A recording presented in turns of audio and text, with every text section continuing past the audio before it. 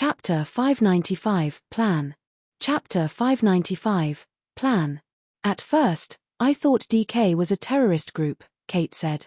But after I researched more deeply, I discovered quite a lot of news about them. They're not a terrorist group.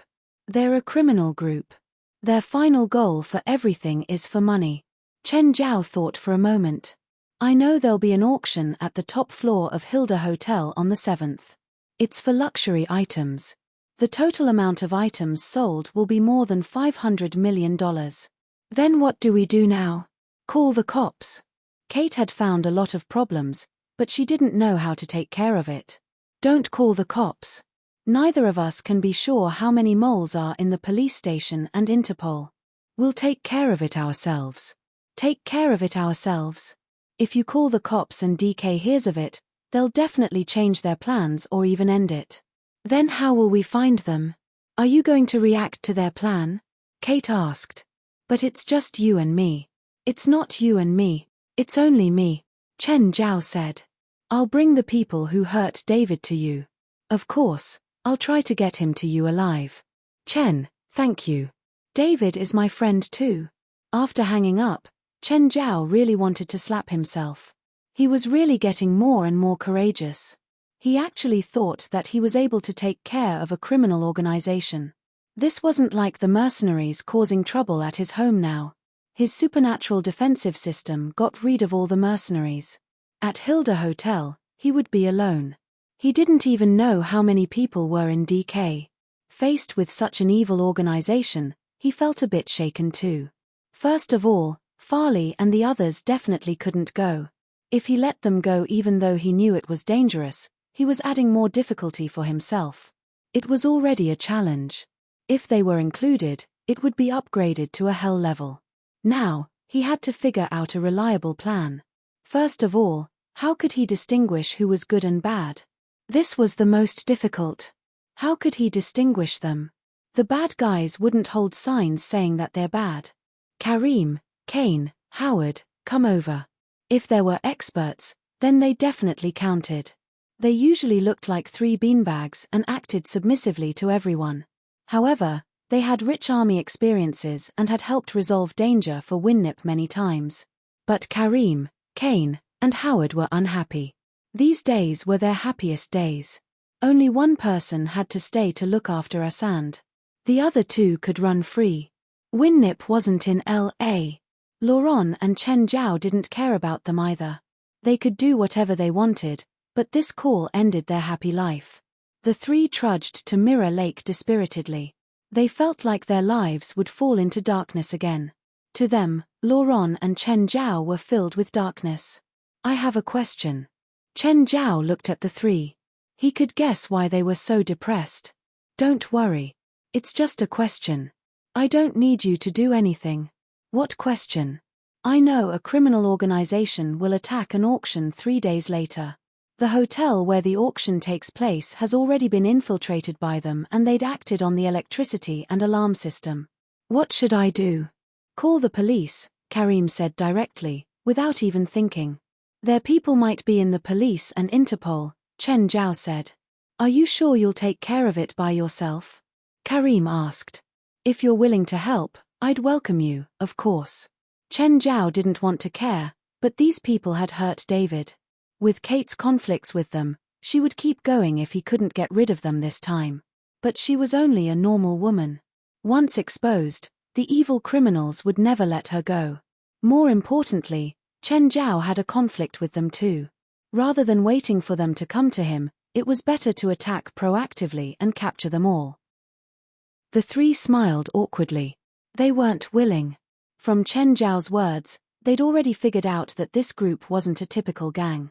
Even a normal army might not be able to make such a tight plan. Plus, their arrangements would never be as simple as it seemed on the surface. They would be prepared for everything, such as if the news was leaked or if they'd attracted the police's attention. Any detailed plan would have 2 or 3 backup plans. This kind of organization definitely wasn't completed by a few people. There would be at least 30 or 40 people. If Karim, Kane, and Howard had an army, they would be willing to bring them to justice. However, Only the three of them with Chen Zhao were definitely on a suicide mission. It was the same theory as getting chased by wild beasts on the battleground. When chased by beasts, you didn't have to run faster than the beast. You only had to be faster than your companions.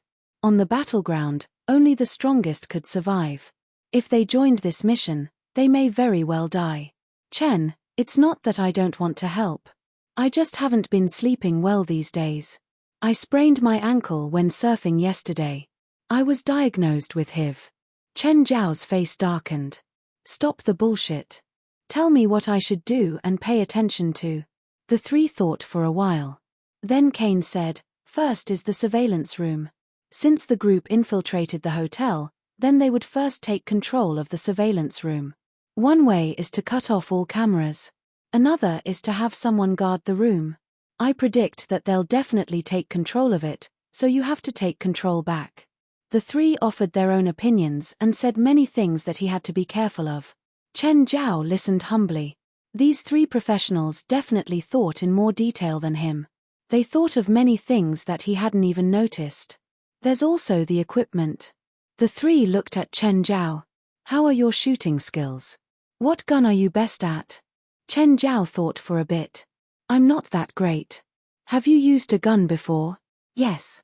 I once fired an automatic assault rifle from a few meters away, and the people weren't hurt at all. The three had heard of so-called firearm idiots before. Today, they finally saw a living one with their own eyes. Chapter 596, Control the Hotel. Chapter 596, Control the Hotel. Rasfa, do you plan on attending today's auction? Of course. Is there a problem? Don't go. Stay at home today. Why? If you trust me, then don't attend it. Do not attend it, Chen Zhao warned seriously. Zola won't attend either, right? She won't. What about Stephen? Neither. Good. Chen Zhao was relieved. Don't call anyone and don't tell anyone about this. What exactly is happening? There'll be an attack, Chen Zhao said seriously. Don't ask me how I know and don't tell anyone. They've infiltrated the police and who knows how many people they have in the hotel. Rasfa was silent for a bit. I understand. Call your friends and family to your home for a party, Chen Zhao suggested. Rasfa was the only one that Chen Zhao notified. After hanging up, Chen Zhao looked at Laurent who was tied up tightly. You three, watch this old guy for me. MMF, Laurent tried to speak, but his mouth was already taped up. He couldn't say anything. Chen, it's only noon. Do you have to tie Laurent up so early? Of course. Chen Zhao looked at him. Today, you stay in the hotel. You're not allowed to go anywhere. MMF. Mr. Laurent, the auction today is very dangerous. Chen's also doing it for you. Don't be angry. MF. Laurent's eyes were filled with anger. Hilda Hotel. Arthur was having sex with his girlfriend when the fire alarm suddenly went off. Then there was rapid knocking on the door. What's going on? Arthur opened the door in annoyance. A firefighter with a helmet stood outside. Sir, there's a fire in the hotel. Please follow us out. You can't stay in the room anymore. Hearing that there was a fire, Arthur and his girlfriend could only hurry and put their clothes on. We're not going downstairs. Arthur and his girlfriend realized that they were going up. The fire blocked the stairs and the elevators are stopped. We can only go to the roof and wait for rescue. Everyone, this is a fire drill. Can all the workers cooperate and go through the fire drill? Where are we going? The water room on the 10th floor. What? We have to climb 10 floors. We'll die in the stairwell, an overweight worker complained. The hotel staff soon discovered that practically all the departments were taking part in the fire drill. What if the guests needed service during the drill? Unfortunately, no one gave any answers. All of the staff were taken to the water room on the 10th floor. This room supplied water to the 10th floor and below. Can someone explain who decided this fire drill? Someone who looked like an authoritative figure asked. Manager, the door is locked. We can't get out. Fuck. What's going on? Call the cops. Call them now. There's no signal. You guys try. I don't have a signal either. Break the door. Kick down the door. Manager, the door is similar to a bank safe. What's that smell? Under the door. Under the door. Colored gas started seeping in from the crack under the door. So dizzy.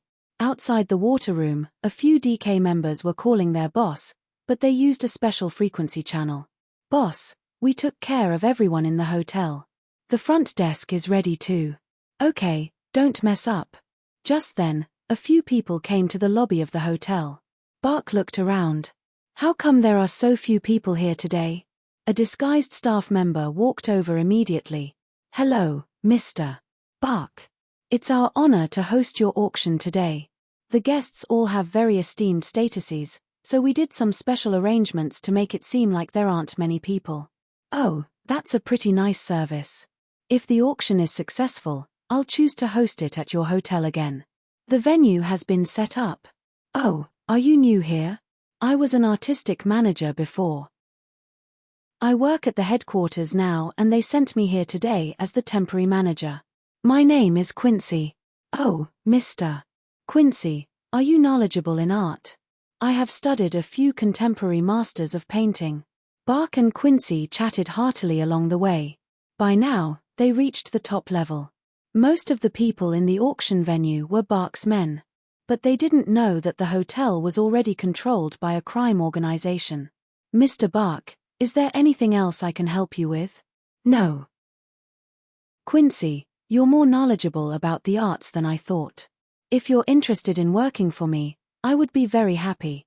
Mr. Bark, I won't consider that for the time being. My apologies. Haha. It's all right. The guests for the auction streamed into the hotel lobby. Just then, Chen Zhao walked in with a suitcase. Hello, sir. You are. I want to stay at the hotel. Please get me a room, thank you. Sorry, there's a special event in the hotel today. We can't give you a room. Oh, really? It's the auction, right? I'm here for the auction too. Please show me your invitation. Chen Zhao took out his invitation. I'm from another city and I need a room. Is that okay? The receptionist thought for a moment and smiled, replying, of course. I'll have another worker help you take the suitcase. Okay, thank you. Also, you're pretty. Can I get your number? Thank you, but I won't discuss private matters during work, the receptionist said with a smile. If there's a chance, we can talk later. Another worker came over and the receptionist said, lead this sir to room 1205 on the 12th floor. Sir, I'll take your suitcase. Okay, here's your tip. Chen Zhao gave him $100 bill. When they reached the room, the worker remained standing there. Do you need something? Chen Zhao asked the worker. Sir, you're here for the auction, right? I must bring you there. Chapter 597 Auction. Chapter 597 Auction. Chen Zhao stood in the doorway and smiled at the worker. I know what floor the auction is taking place. I don't need someone to lead me. I'm sorry, sir. It is the hotel's rules. I must take you to the auction. I told you I don't need help, Chen Zhao said coolly. I can walk by myself. Is there a compulsory rule that you have to take me? Sir, I'm afraid that it is compulsory. The worker took a gun out and pointed it at Chen Zhao. He could only raise his hands. Can I take my tip back? Just then, the worker felt pain in his foot. Looking down, he saw a huge colored snake curled up on his leg. The fangs had sunk into his thigh. The worker was on the ground. Chen Zhao walked over and tugged at the man's clothes. Looks like it fits. Chen Zhao organized his collar. With this attitude, I really shouldn't have given a tip. He put on the man's MIC and communication device. Then he opened his case. Samuel was in the case. He lay in there, panting. I can't breathe. I never want to be in a box again. It makes me feel claustrophobic. Chen Zhao rolled his eyes. You're a demon king. How can you feel claustrophobic? The security room is on the 8th floor. When Chen Zhao arrived, he discovered 2 corpses on the ground. They wore the security guard uniform of the hotel. It seemed that DK had already gotten control of the surveillance room. Chen Zhao pulled his hat down low and walked towards it. The door wasn't closed. The instant Chen Zhao opened it, the 3 DK members inside pointed their guns at him. Who are you? Ah. The one in the middle was already attacked by Raymond. The instant that the other two looked at him, Chen Zhao moved. He didn't hold back at all. He grabbed their necks and twisted. They died instantly. Chen Zhao successfully took over the security room. Samuel, you're in charge of watching this room. Notify me as soon as anything changes. Meow, meow. I want that equipment too. Samuel wanted the ear mic and communication device too. He'd seen it on TV before and thought that it was super attractive. However, Chen Zhao felt that it was too weird for a kitty to have all that. Raymond, stay behind to protect Samuel. I need Raymond's protection? Samuel asked unhappily. You can't even defeat a regular person now. Chen Zhao rolled his eyes. Plus, as a commander, you need to have subordinates, right? Fine, that makes sense. I'm the commander. Chen Zhao rubbed his forehead. He put on the Spider-Man mask that he'd prepared and left the room. This was a private auction, so the items wouldn't be taken out in the beginning. The owners would bring them here themselves. As time passed, more and more guests arrived. Instead of an auction, it looked more like a cocktail party. Seeing that most everyone had arrived, Bark pounded the gavel at the podium. Ladies and gentlemen, welcome. Please take a seat. Our auction will begin soon. Bark straightened his collar. Today, 43 items will be auctioned, from art pieces to consumables. I'm sure everyone has seen the auction pamphlet before arriving, so I won't waste time describing them. Sir, excuse me. Will the purple brew be auctioned today? Yes, of course. The purple brew is supplied by Mr. Rasfer, but he seems to have not arrived yet. Bark's heart jumped. Didn't Rasfer say that he would come today? How come he suddenly changed his mind? But even though he hadn't come, his item had been sent over. Bark was deeply in love with the mesmerizing fragrance. Unfortunately, it was too expensive. Even he couldn't bear to take a sip. What's the purple brew? You didn't attend Rasfer's wine tasting event. No. The name is so special. Which winery is it from? No, it's a mysterious wine from Asia. It's filled with magic. I can promise, you've never seen such a miraculous wine before. There were still many people at the auction that didn't know about the purple brew. They asked their friends about the wine's background. However, they only received answers that it was miraculous, special, extraordinary, and magical. This made the ignorant guests even more curious about the wine. Those who had tasted or heard about it before were even more excited. They hoped they could taste it again. Many of the guests had come just for the purple brew. I'm sure many of you have attended my private auctions before, so you should know that the items I provide are definitely top art pieces. As for the value and validity of the items, I can swear on my name that I have never auctioned a knockoff or low-quality piece in the past few decades. Just then, a dozen people broke in. They all held automatic rifles. Who are you? Bark yelled immediately. This is a private gathering. Sorry to disturb you all. We're here to rob you. The room fell into an uproar, but a gunshot soon silenced them. Do I have to reiterate myself? We're here to rob you. Now, you're our hostages. Bark looked at the short man in the front. Who are you? Do you know what you're doing? Most of the people here can make you evaporate from the world. I know, of course. The short man walked to the podium with a smile. Let me introduce myself. My name is Caddick. Perhaps some of you have heard of my name before. Of course, more of you won't. But you should all know about the armed robbery at the Panama Tiger Club 2 years ago. That was done by my men. The room fell into an uproar again. A dozen wealthy families worldwide had been robbed during the Panama Tiger Club hostage event. In the end, each of them paid $3 million to keep their lives, but 2 of them still died during the case. More than 30 people from the Panama anti-terrorist group had been killed or injured. In the end, the criminals still escaped. It seems like you know my background. Now, I declare that all of your lives belong to me. If you want to live, please pay $1 million. In addition, Mr. Bark, your auction items will belong to me. No. Bark cried. You can't do this. Chapter 598, Counterattack.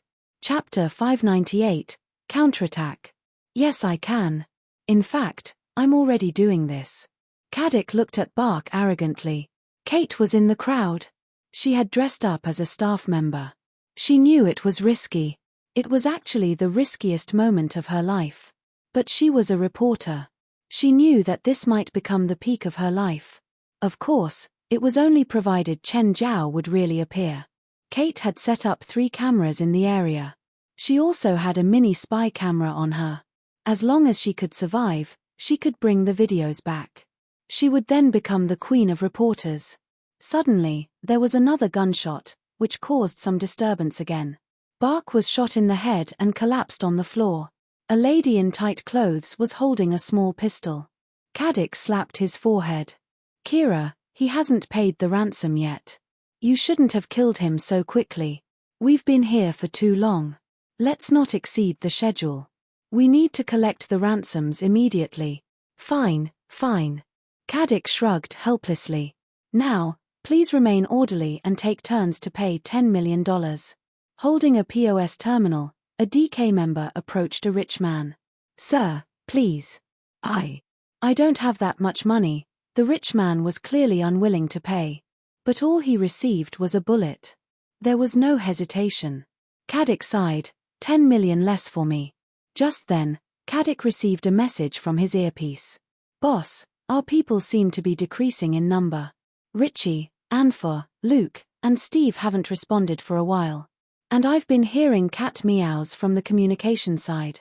Where are the people in the monitoring room? Luke, Steve, and Anfor are in charge of that. We've lost contact with them. Caddick's face darkened at once. Something unexpected had happened. The 18th floor. Arthur was squatting on the floor, hugging his girlfriend. There were about 100 people around them, all of which were guests of the hotel. At the moment, they were locked in the meeting room. There were 2 people holding a machine gun each. There were also people guarding outside the meeting room. Just now, somebody had already attempted to resist, but he was practically shot into a beehive in less than a second. A few innocent people were also killed because of him. Arthur, I'm scared. Don't worry. I'll protect you. Arthur was terrified himself, but he still tried to comfort his girlfriend. Suddenly, they heard loud gunshots from outside the meeting room. It continued for about a minute. Everyone was horrified. Finally, the gunshots stopped. Nobody knew what had happened. Everyone was panicked and uneasy. The 2 DK members were also rather nervous as they pointed their guns at the door. Once they saw anything, they would fire without hesitation. Suddenly, the meeting room door opened with a bang. A person flew in. He was going so fast that one of the robbers by the door was hit and flung a few meters away. The person who was thrown in was also a robber. He smashed his companion to death directly. The other robber was badly shocked. He immediately grabbed a lady from the floor and held her before him. Arthur, save me. Arthur was about to stand up when the robber knocked him onto the floor with his gunstock. Come out. Come out now, the robber shouted.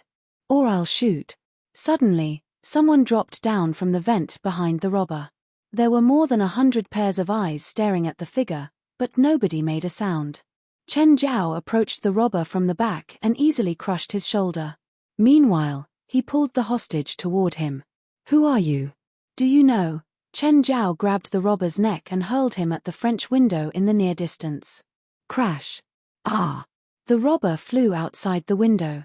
Chen Zhao patted the lady in his arms. Miss, you're safe. The lady looked at Chen Zhao in a daze.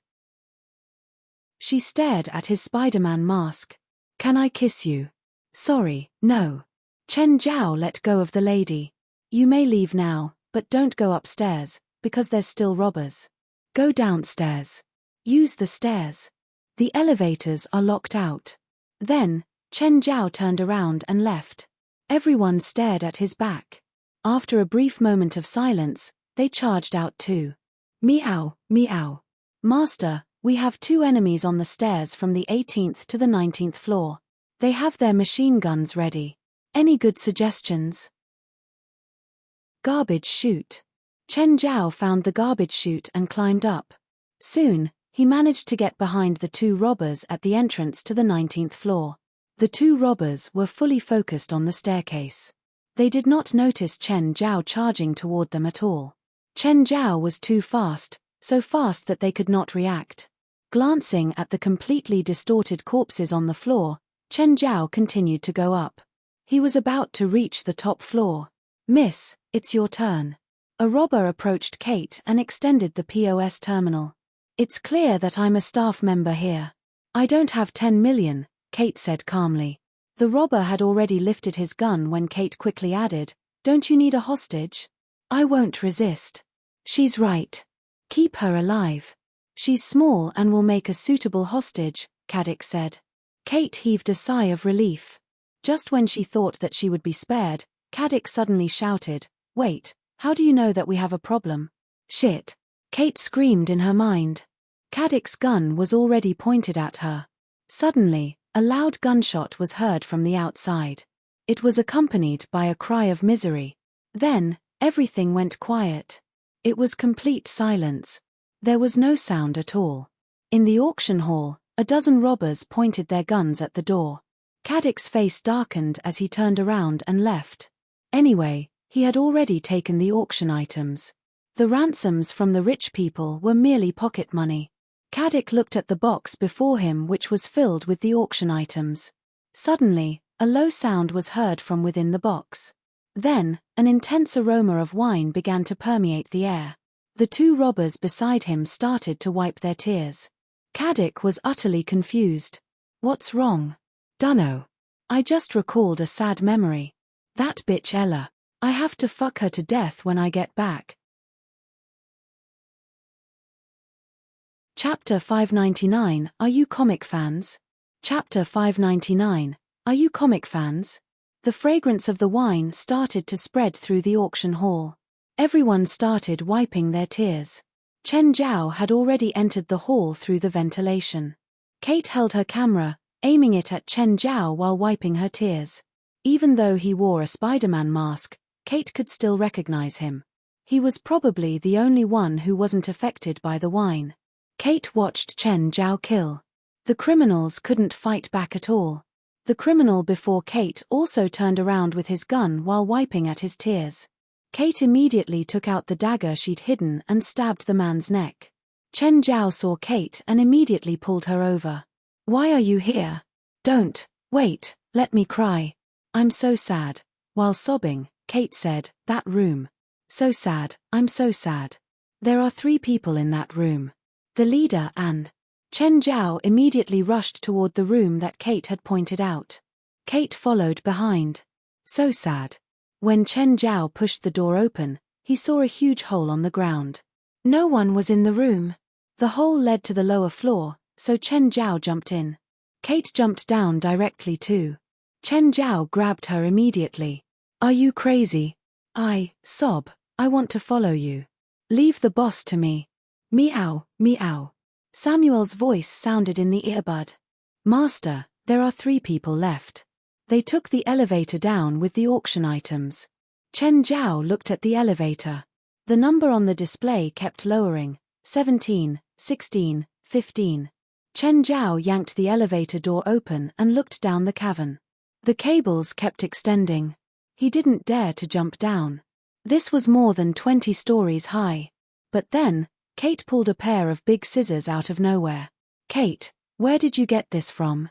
Chen Zhao grabbed the scissors and went to cut the elevator cables. Sizzle, sizzle. Sparks flew and the scissors broke. "Let's use the stairs." The scissors were just regular blades, but the elevator cables were made out of alloy metal. No matter how strong Chen Zhao was, he couldn't cut it. "Do we have time?" "Their escape route is the sewage pipe," Chen Zhao said. "I already got ready." Kate followed behind him. Chen Zhao turned around to look. "You're filming?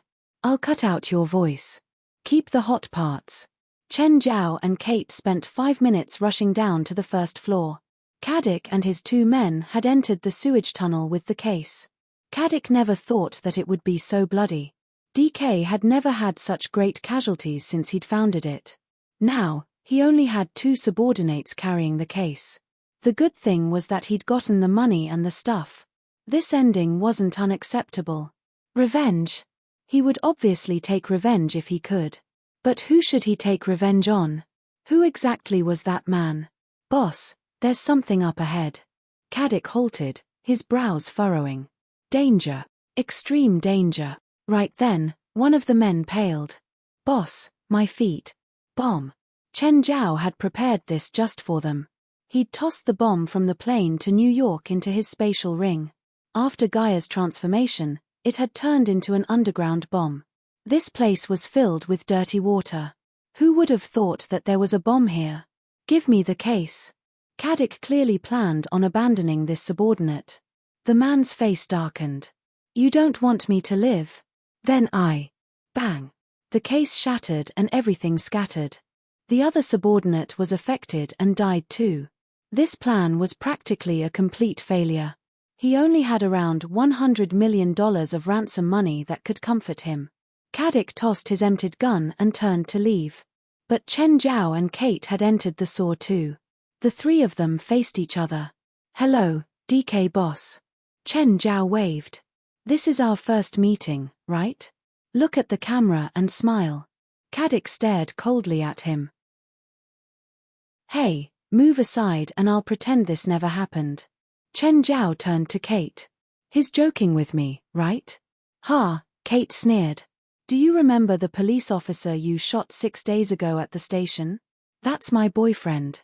You're not a professional crime boss at all. You don't even have a gun. Caddick squinted at Chen Zhao. Do you know why I named my organization the Death Knights? Because you like comics. Both Caddick and Kate were speechless. Couldn't he be a bit more serious in times like this? Menace flashed past Caddick's eyes. Because I am a knight of death. Snort. Chen Zhao and Kate couldn't control themselves. This line was so childish. The atmosphere was completely ruined by his words. Caddick's expression darkened. He pulled some bottles out and smashed them onto the ground. Black smoke poured out of them. Sensing something wrong, Chen Zhao and Kate retreated to meters away. Chen, something doesn't feel right. I have that feeling too. The 2 had a short and useless conversation. The black smoke covered Caddick's body and a layer of black metal appeared on his arms. It was sharp armor and more of his body was covered as the black smoke spread. Chen, should we turn around and run now? Kate asked, terrified. It's okay. He just looks scary, but he's nothing. Caddick punched the wall and a huge hole appeared in it. Kate turned toward Chen Zhao. Are you sure he's nothing? I can do that too, trust me. But he does look hotter. Is that all you care about? Kate was speechless. Can't you be more serious? This is clearly supernatural. Caddick had completed his transformation. His entire body was covered in black armor and he really did look like a Death Knight from movies. Hey, you're missing a weapon, Chen Zhao said. Then Caddick grabbed in the air and a black spear appeared in his hands. Kate looked at Chen Zhao. Chen, why didn't I realize before that you like getting yourself killed? That's because you didn't know me well enough. Chapter 600, Come and be our president. Chapter 600, Come and be our president. Die.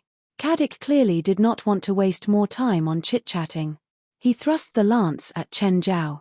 The next moment, a bronze sword appeared in Chen Zhao's hand. He lifted the sword and struck out. Clang.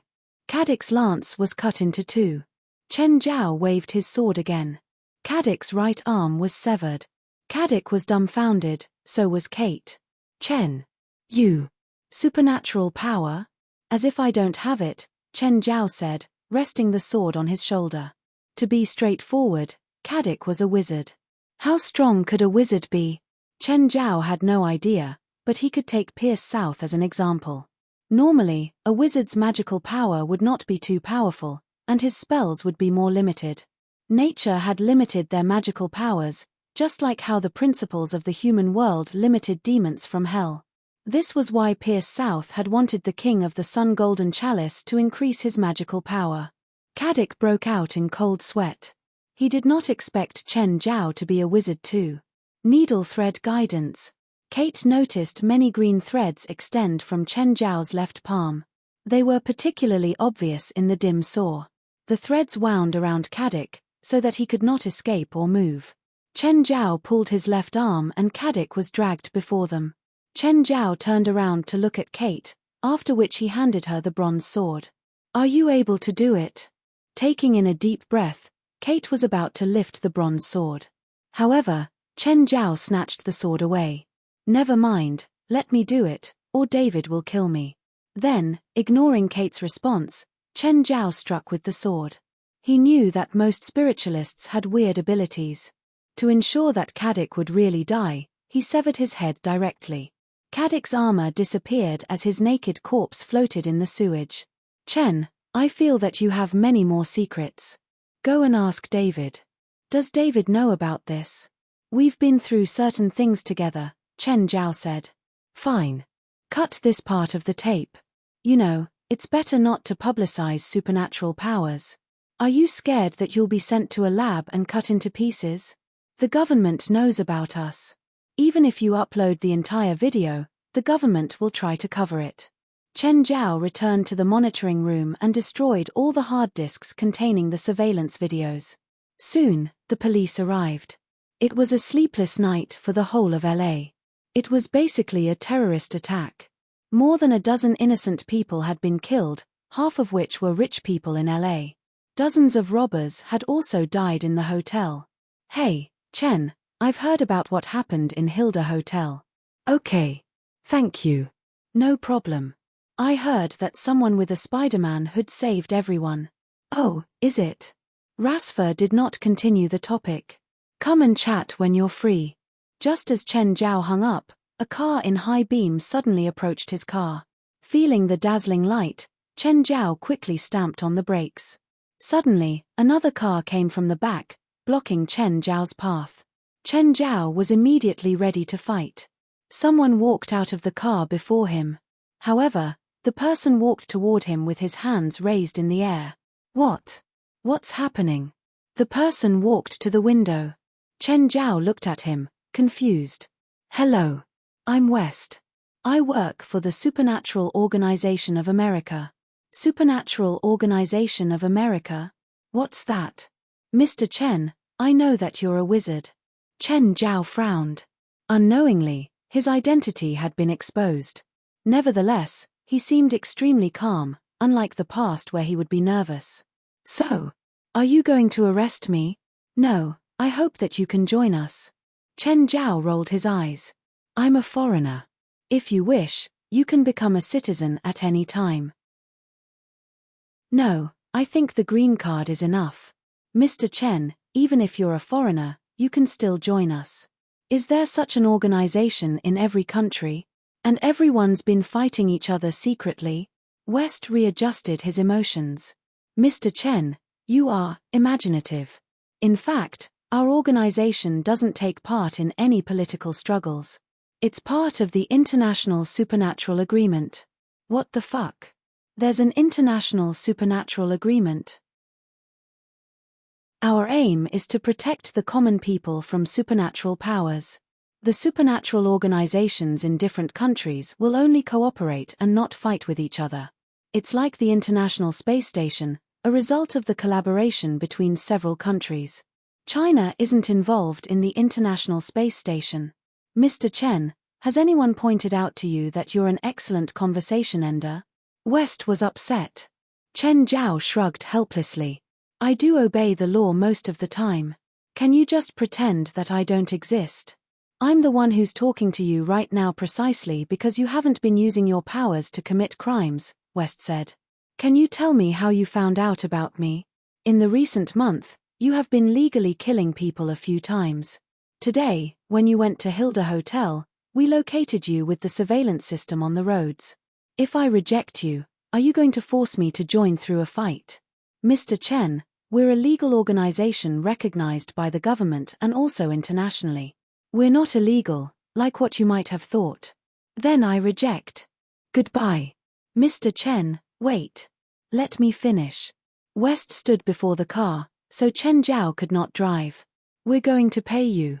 How much? 200,000 per year. Goodbye. No, don't go. Let's discuss it. I promise it's good for you. Trouble is the last thing I want. Mr. Chen, if you're worried about your nationality, you can return to China to register, and then join our organization as an expatriate. Are you really short on manpower? You even want foreigners? West almost cried. You have no idea. We're not just short on people, but all our members are weak as fuck. That did not seem like a good way to describe oneself.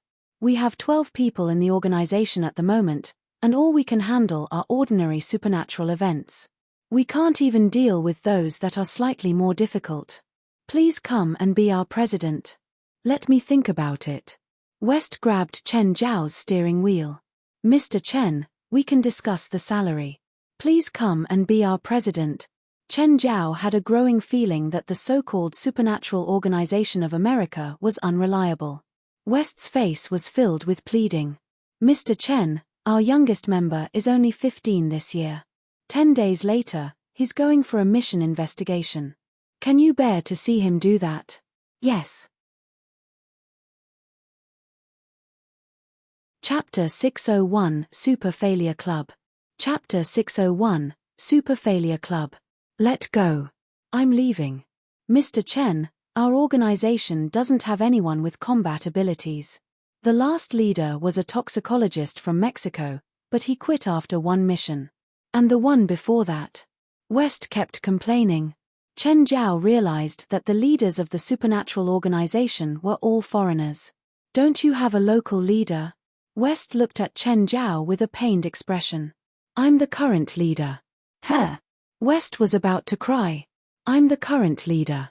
But before this, I was just a secretary. Every time we have an event, I have to get help from foreign organizations. Every time, we have to pay a few $100,000. Within half a year, all our budget is spent. Chen Zhao's expression darkened. America should have a lot of powerful witches. How come you don't go for them? West looked like he was constipated. He couldn't say a word for a long time. Speak. They said that they look down on us. None of them came. We once invited a witch. And then, she scammed us of $1 million and then disappeared. For some reason, Chen Zhao felt that the Supernatural Organization of America was just a super failure club. West felt helpless. Chen Zhao felt helpless too. Chen Zhao couldn't get rid of him. If not for the fact that the group title had America in it, he would have floored the gas pedal. So this means that, when you said you wouldn't be talking to me if I used supernatural abilities to commit crimes, you were actually lying? No, our members behind us are prepared to attack at any time. Where? Call them out for me to see. 5 people came out of the car behind them. One was a boy around Yura's age. One had an edgy mohawk, one was an elderly man with a cane, and there were 2 women. One woman wore glasses and looked nervous, while the other did look quite powerful. She was probably the one with the most battle intent. These 5 are our main fighting force, West said. It might be Chen Zhao's imagination, but when West mentioned these 5, he seemed to be a bit proud. Chen Zhao got out of his car. Show me your talent, abilities. Old guy, you first. West immediately waved. Beer, come, show your true abilities. Beer took 2 steps with his cane and then threw it to the side. Ah. Then Chen Zhao watched as the old man named Bill started expanding. He turned into the size of Hulk. But the next instant, Beer started shrinking and fell to the ground. I'm gonna die, I'm gonna die. The others hurried over to help him up. Chen Zhao massaged his temples. At first, he thought that this old man wasn't bad. But then he went down in 3 seconds. That was too fast. Beer isn't in a good state today. Usually, he can last 30 seconds. West quickly waved his hand. Come, more, you're next. Come, come. Moore gulped and walked up hesitantly. He has a family magic spell. More, come. Moore's body shook. Chen Zhao rubbed his forehead. There were two. He thought that he was seeing things, but yes, there were two. Cloning. Yes, cloning. And then what? So, he became two, then what about his combat abilities? He's taking boxing lessons now, West said. One kid turned into two kids, so his combat abilities doubled. But his foundation was a bit too low, wasn't it? Okay, he was still a kid, so Chen Zhao couldn't have such high standards. He had room for improvement, probably. Who's next? The guy with an edgy mohawk came out. My name Morid. I'm a naturalist. I can control plants. Okay, please begin your performance. His description sounded reliable, even though his appearance looked unreliable. Edgy Morid walked to the side of the rood. Chen Zhao felt the magic on him. Then the plant before him started moving and walked out like a person. It was like Eugenus, the forest shepherd. However, it was a bit shorter, only around 1 meter tall.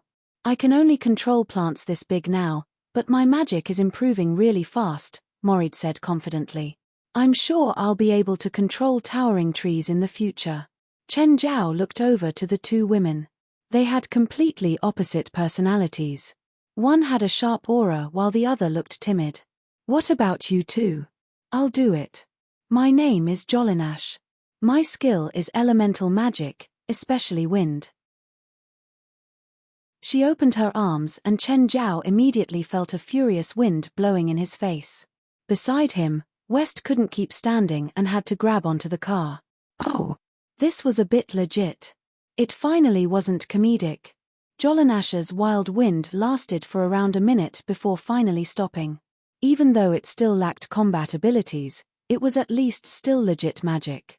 Not bad, miss, Chen Zhao said. So, your name is Jolinash? Yes. Jolinash looked proud. Then what's her name? Balia. Jolinash tugged the sleeves of the glasses girl beside her. Hello, sir. I'm Balia. Please begin your performance. Here. Balia asked. Is there something wrong? Balia glanced at West, who nodded. Do it. Balia took out a bracelet and handed it to Chen Zhao. What is this for? Balia didn't reply. She started squirming. Then she tossed her glasses away while still wriggling. Chen Zhao was confused, but something in his body seemed to have been activated. Balia danced while taking off her clothes. Next, Chen Zhao's right arm suddenly swelled, scaring everyone. Even Chen Zhao was scared. Balia's striptease ended too. She stared at Chen Zhao in shock. What's going on? How did it get activated suddenly? Chen Zhao was confused. His mouth of gluttony hadn't been activated in a long time. Balia has Godiel's blood. They have a special magic culture, similar to shaman war songs and dances. It can temporarily stimulate her comrade's potential. But, she's doing a striptease. She's never learned the war dance before. Before we hired her, she worked at a bar. West paused. As long as you hold her special bracelet, you'll be able to feel her dance. Tell me, if she does this dance on the battleground, will it stimulate our potential or the enemy's potential? Chapter 602, Privatization. Chapter 602, Privatization. West looked at Chen Zhao. Chen Zhao also looked back. Why don't you just disband the organization? Actually, we have a few more people. Oh, are they not here? Accountant, logistics, warehouse manager, president's secretary, and HQ security guard. Wait, you said there are 12 of you, but that's only 11 including you, right? It'll be 12 if you join us. What missions have you done recently? Fighting evil spirits, fighting evil spirits, fighting evil spirits, fighting evil spirits. Are there that many evil spirits in LA for you to fight? No, actually it's the same place, but we kept failing. Okay, they're hopeless. Aren't they just a bunch of trash? A combat organization with an equal number of combatants and support staff, and a president. Disband it. Wait. Don't you want to see the president's secretary? She's super hot. West took out his phone and opened a photo. Do you think I don't know about Hollywood stars? This is Kidman. And when she's young. Oh, wrong photo. It's this one. Isn't she hot? Chen Zhao looked at the woman in the photo. She was indeed pretty. Is this really the president's secretary? Yes. Chen Zhao turned to look at the 5 combatants. All of them looked away. Is your president lying? Nope, Jolinash said. Chen Zhao frowned in suspicion. Hey kid, tell me, is this really the president's secretary? Yes, former secretary. What? Former secretary? She resigned after being harassed by the president. West panicked. As long as you agree to become the supernatural organization's president, you won't have to worry about the IRS anymore. Oh, can you guarantee that? We're a government organization, after all.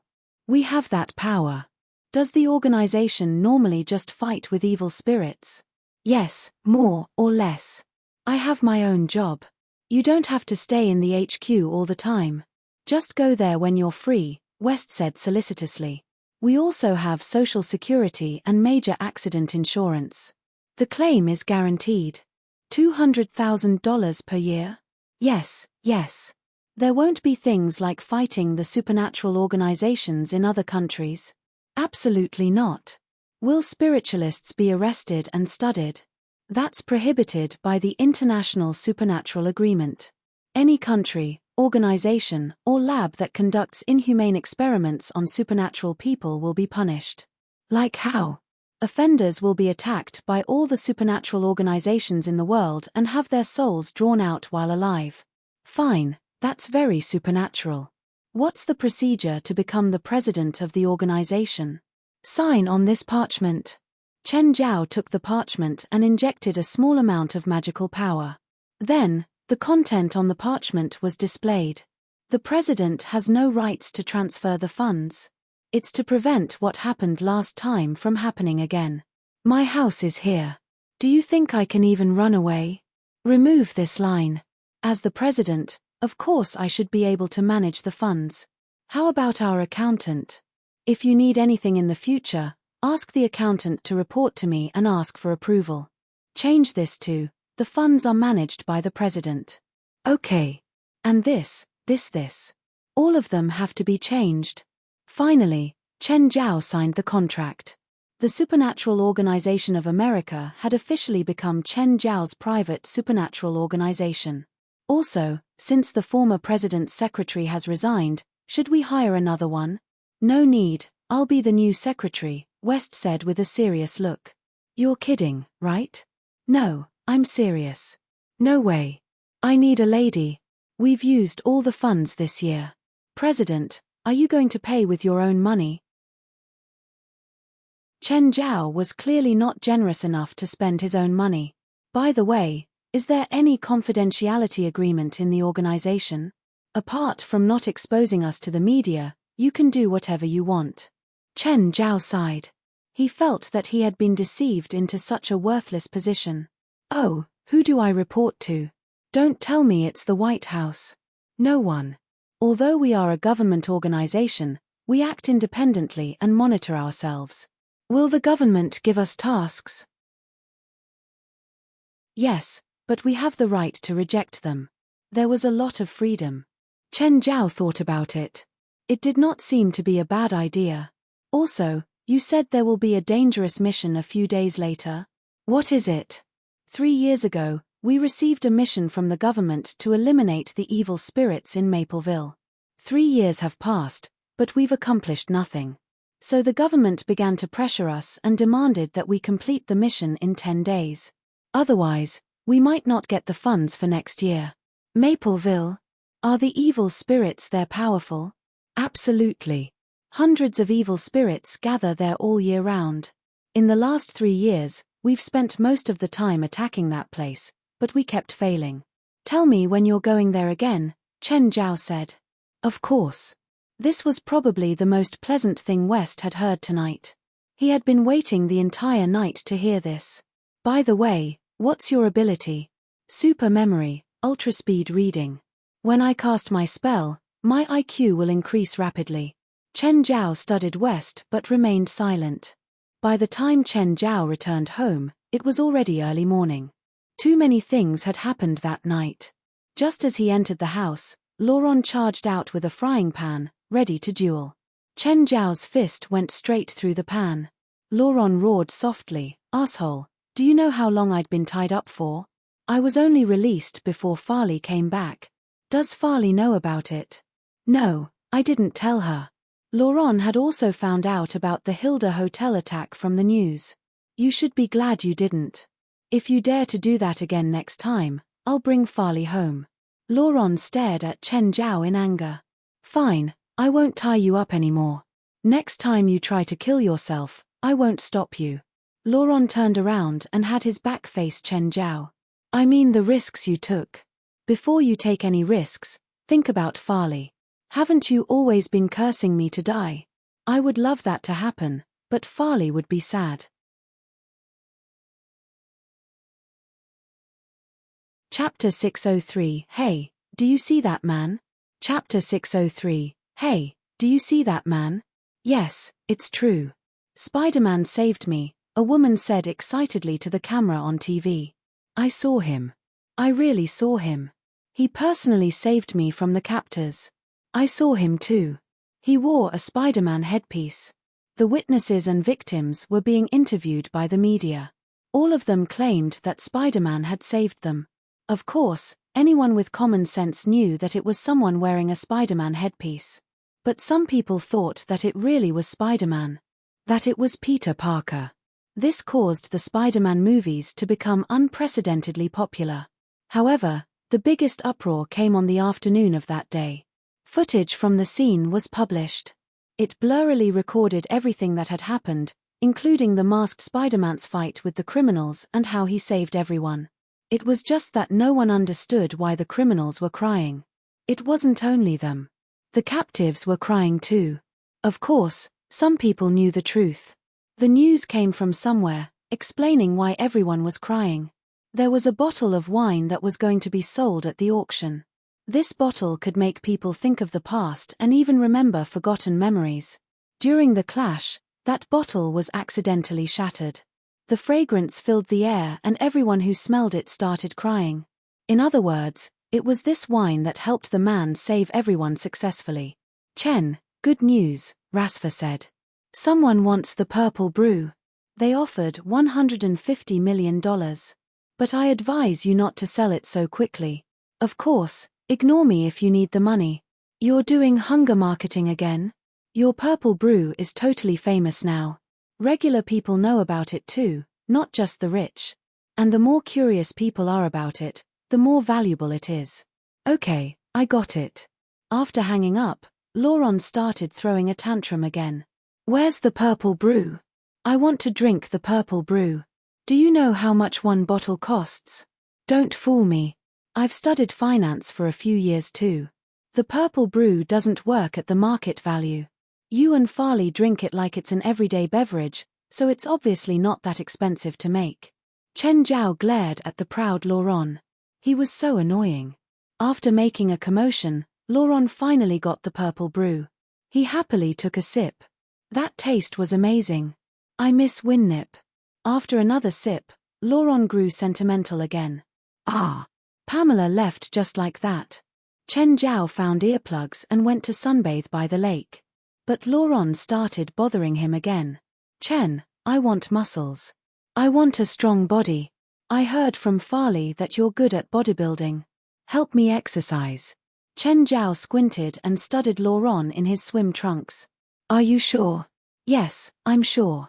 How about I introduce a coach to you? Definitely professional. More professional than me. Really?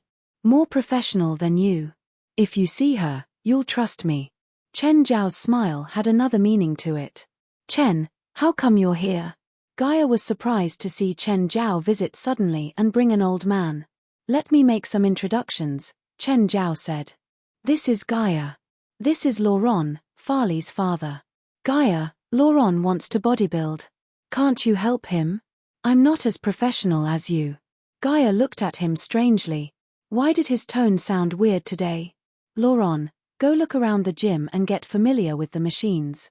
After Chen Zhao sent Laurent off, Gaia looked at him. Tell me. What's up? Make him suffer. You have something against him? I hate him. He hates me too. Hi, I'm Laurent. Your muscles look great. Laurent looked at the burly man before him. There were many muscular guys like this in the gym. The man nodded but continued to train attentively. The dumbbell in his hands went up and down, up and down. See that guy over there? He said that no one in the gym can beat him. The man turned and saw Chen Zhao in the distance. His right. Laurent almost choked on blood. He thought that a muscular guy like this would have some ego and lose his temper hearing those words. He went to the boxing ring.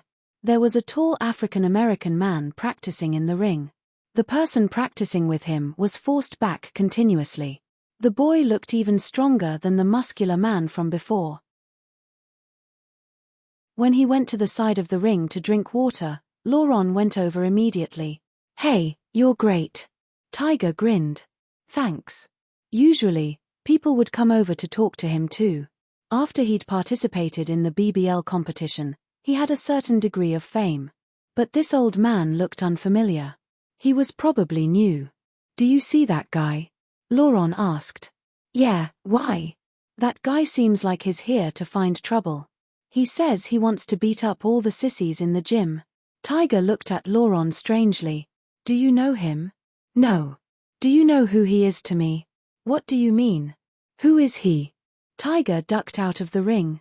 He's my teacher and benefactor, you old asshole. Ah. Thud. Tiger punched Laurent in the eye. Chen Zhao and Gaia were talking in the distance. They had seen Laurent chatting with Tiger and thought it was okay. The next moment, they saw Tiger send Laurent to the ground with a punch and ran over, alarmed. Tiger, why did you hit him? Gaia asked. He insulted Mr. Chen and tried to ruin our relationship. Chen Zhao's face darkened. He didn't need Tiger to speak further. He could imagine what Laurent was trying to do now. You old bastard. Chen Zhao checked Laurent. Fortunately, he didn't die. Unfortunately, he didn't die. Whoa. Chen, that big guy hit me. Help me teach him a lesson. He's going to be your boxing coach. Chen Zhao patted Tiger's thick arms. Earlier, he was testing your endurance. Seems like you're stronger than expected. This way, he can give you a more accurate training plan for the next few days. I don't want to work out anymore. I don't want to stay here anymore. It's too late to leave now.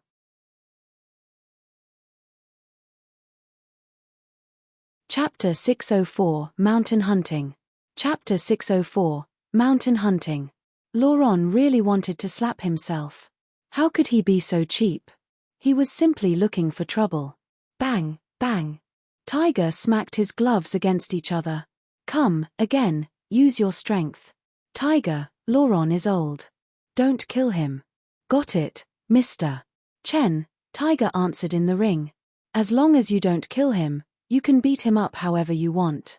Chen, I'm not training anymore. I've already arranged the course for you. You're quitting now? They won't give a refund. Ah. Laurent screamed in misery, while Chen Zhao still had a smile on his face. Tiger, continue to train with Laurent. Chen Zhao and Gaia exchanged looks and went to another ring. Thud, thud, thud. Soon, everyone heard low noises in the distance. Everyone in the fitness center stopped what they were doing and gathered at the source of the noises. There, they saw Chen Zhao and Gaia training with each other. None of them dodged and both punched their opponent's body with their gloves. They took turns to hit each other. The low noises were produced when their fists landed on their opponent's body. All the onlookers were flabbergasted by the sight.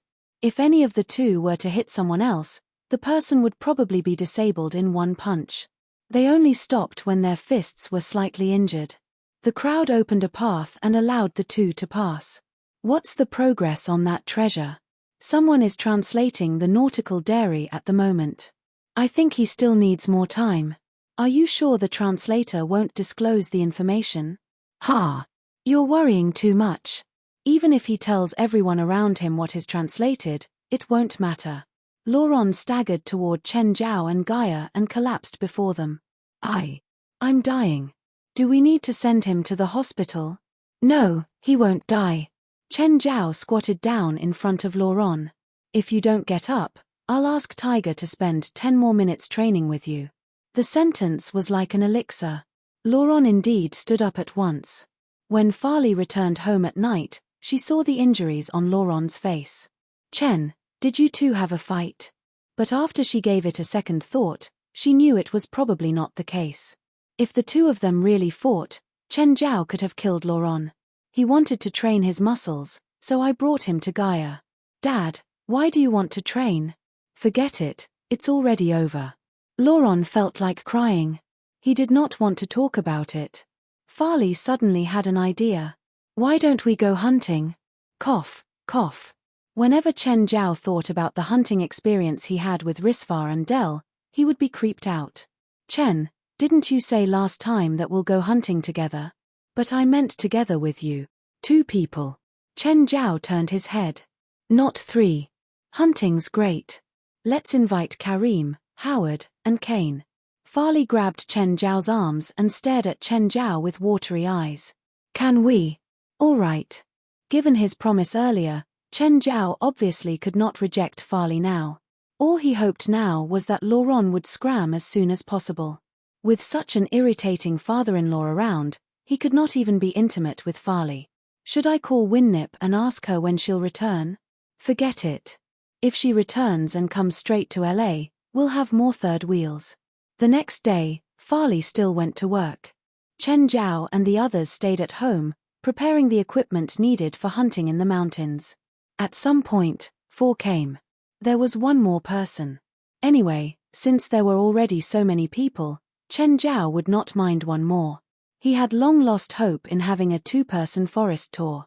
Chen Zhao went to Risvar's place and borrowed a few hunting guns. The following day, when everything was ready, the group left the house. The wood before the house was connected to the mountain forest, so it was really convenient. However, there weren't any wild animals around. Even if there had been, they would have been eaten by Princess and the rest.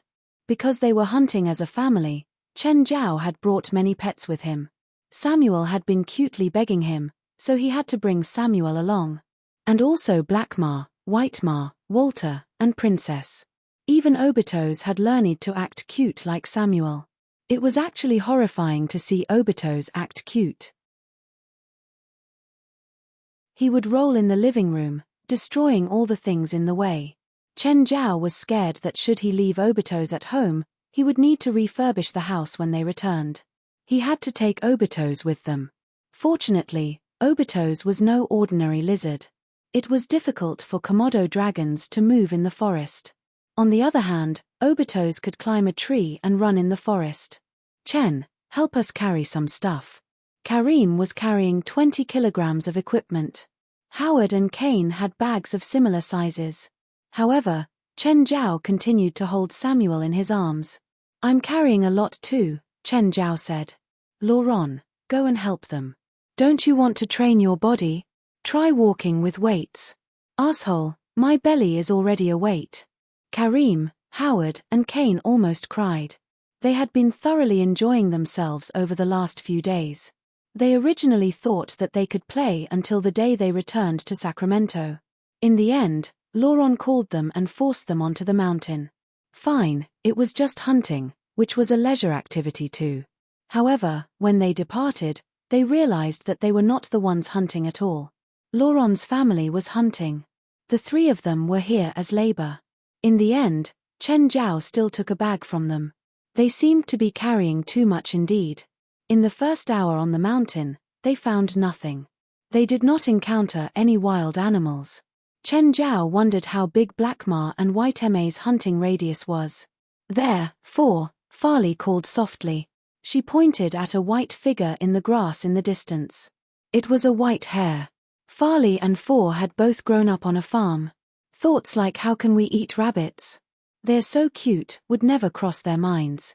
4 lifted the gun in a skilled and standard manner. She held the stock against her shoulder. After aiming briefly, a gunshot was heard. Several meters away, the hare's head exploded at once. Nice. Laurent's face flushed. Daughter, you're great. The group took the hare and continued deeper into the mountain. A hare was clearly insufficient for so many of them. Very soon, however, they killed a wild goat. This was huge. Chen Zhao envied Farley and Four's shooting skills very much. As for himself, he did not even load any bullets, let alone shoot. He hoped that he would never have to shoot again. All he would receive was humiliation. At something past 1 in the afternoon, the group stopped to rest. Meanwhile, they skinned and roasted the goat and the hare. Just then, another team appeared in their sight.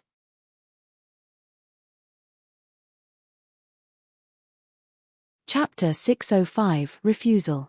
Chapter 605, Refusal. Fanity. Chen Zhao didn't expect to meet her again. Fanity was also surprised to see him here. Hi, Chen. Fanity led her team over to greet Chen Zhao. What a big bear. Is that a giant lizard? What breed is that? Chen Zhao saw that everyone on Fanity's team was unfamiliar. It seemed that she'd built her own team. Don't tell me that you're here to hunt. And don't tell me that you're here for an exploration. Ha! You guessed it. Chen Zhao really wanted to turn around and leave now. There was never anything good when it was related to explorations. Any random monster could kill half of their team. It's just a regular relic this time. Fanity clearly knew that Chen Zhao was worried he would be involved in some monster fighting again. Chen Zhao glanced at Fanity's team. They were much more normal this time. At least, there were only a few who were fully armed. Chen Zhao introduced Fanity to the people on his side. Laurent, Farley, and Four were all curious about Fanity's career. They really were from one family. They had identical interests in this aspect. Are you interested in exploring? This time, we're going to a branch of the Incan civilization. It's not that far from here, just about 20 kilometers. 20 kilometers wasn't far, but this was in the mountains. Traveling 20 kilometers in the mountains could make an adult die of exhaustion. Of course, it was mostly because Chen Zhao honestly hated explorations. Chen Zhao had gone to a relic with our team before. Chen Zhao pulled Kane to the side. Kane, tell Laurent later that they're not good people. Don't get too close to Fanity. Explorations and stuff were the worst. Kane looked at Chen Zhao suspiciously. With what he knew of Chen Zhao, the man would make anyone or anything that he didn't like into something evil. They're really not good people. They don't look bad though. Some of them look like college professors. The last time I went to explore a relic with them, half of them died. If we don't stop Laurent and the others and something happens this time, you might be part of the half that dies. This made sense now. When Chen Zhao walked over, Farley and the others were in a heated discussion with Fanity. Chen, Fanity invited us to join the expedition. Farley's eyes were filled with anticipation. She hoped that Chen Zhao would agree. Farley, Fanity clearly didn't tell you that in the last 2 expeditions, 15 people in her team died the first time and 20 died the next. Chen Zhao wouldn't allow Farley to take that risk. He wouldn't allow it no matter how great Fanity made it sound. If it weren't for me, all of them would have died. Heh.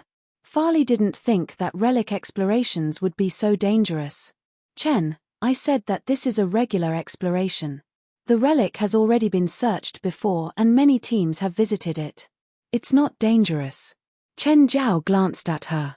If it's not dangerous, then why does a portion of your team have a gun? You're not hunting, are you? It's just in case. It's like an officer patrolling the streets. Even a regular patrol officer would have a gun. Anyway, I don't care if you go on an expedition. Just don't drag my family into it. Farley saw how serious Chen Zhao was. He didn't have his usual playfulness, so she didn't say anything else. If Chen Zhao didn't think it was dangerous, he wouldn't stop them from exploring with this attitude. Seeing how insistent Chen Zhao was, Fanity was a bit disappointed. Just as Chen Zhao was worried about, this expedition wasn't completely without risks. If Chen Zhao could join, then their safety would skyrocket. Unfortunately, Chen Zhao was too insistent. She couldn't find any excuses. After the short interaction, Vanity left with her team. Chen, is relic exploration really that dangerous? Didn't you see that they all have automatic assault rifles and grenades? That's standard military equipment. The 7 of us only have hunting rifles. If something happens, do you think they'll protect themselves first or us? It made sense to Farley. After all, there were so many of them. If there really was danger, Chen Zhao couldn't protect them all. Whether it was for Lauren, Karim, Howard, or Kane, she didn't want any of them to get hurt. No one's moods were affected by this encounter. They collected their belongings, put out the fire, and continued up the mountain to hunt. Hey, enough. This is the mountains, not your home, For complained in the distance. As a single lady, she hated PDA the most. This annoying couple showed their affection no matter when or where. This wasn't Farley and Four's first time hunting in the mountains. Chen Zhao guessed that they'd gone hunting very often in Sacramento. Their technique was very well experienced. Of the entire team, only Chen Zhao was empty-handed. Chen, are you okay? Lauren mocked. I'm carrying such a big bag. I can't aim well. Karim, Howard, and Kane are carrying bags that aren't any lighter than you, but look at their prey. Right then, everyone stopped. They saw piles of animal corpses. They'd all been skinned. Did Vanity's team do this? No, not them. Karim shook his head. A poaching team did it. It doesn't look small-scale either. Kane and Howard wiped their grins off their faces too. Chen, we should go back. If we run into them, it'll be trouble. That's weird. There are no valuable animals here. Why would such a big poaching team come? This was a warm forest but not a rainforest, so all the animals were pretty common. The medium and large animals included bears, wild boars, pumas, deer, and wolves. Looking at their black market price, it wasn't worth it for a large poaching group. Their targets were mostly the Amazon rainforest, African safari, or Southeast Asia.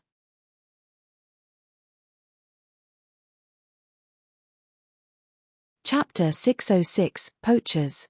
Chapter 606, Poachers. Chen Zhao did not like unexpected events like this. All he wanted was an ordinary tour in the wild, a normal hunting experience. The carcasses were piled up before them. While they had yet to rot, they already smelled extremely unpleasant. In the warm environment, the carcasses were already emitting a pungent odor. Let's go back, Chen Zhao said. Even the death-seeker Lauren did not object to the suggestion.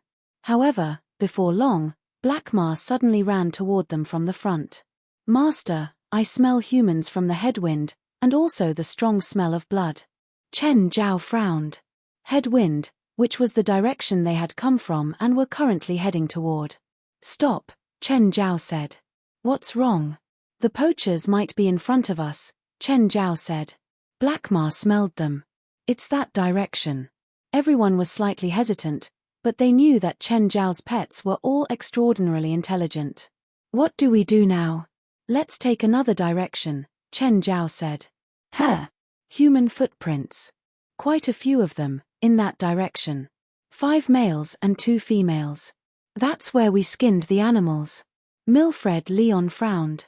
Boss, what do we do? Continue the search. We won't look for them, but if they bump into us we'll keep them here, Milfred said. Fuck, that guy's really hard to catch. If it's easy, it wouldn't be worth 5 million. Poachers were usually also skilled trackers, especially in the woods. They could track their prey using footprints, feces, and even smell. Nevertheless, their prey this time was special. It was an albino cougar. In the black market, a rich person had placed a 5 million bounty on catching the cougar. Cougars had always been a popular pet among the rich. Cougars were also big cats, but their sizes were very different from lions. They wouldn't be that big, so they were less threatening to humans. On the other hand, they were significantly larger than normal cats. Hence, raising a cougar had become a symbol of status among the rich. An ordinary, healthy cougar cost from $30,000 to $100,000. Strangely enough, in America, it was illegal to sell cougars, but not illegal to raise them. Due to market demands, The cougar black market was born. Every year, more than 1,000 cougars would be sold in the black market. Most of them were captured by poaching teams. As for this particular team, they had skinned the animals only for some extra income. A normal buckskin could be sold for $100. If they did not manage to catch the white cougar, they could at least sell the skins and not make a loss. As a poaching team, their hunting methods were far more efficient than an ordinary hunter. They would set up various traps. Even humans might get hurt, not to mention animals. As for things like ecological balance, they were clearly unconcerned.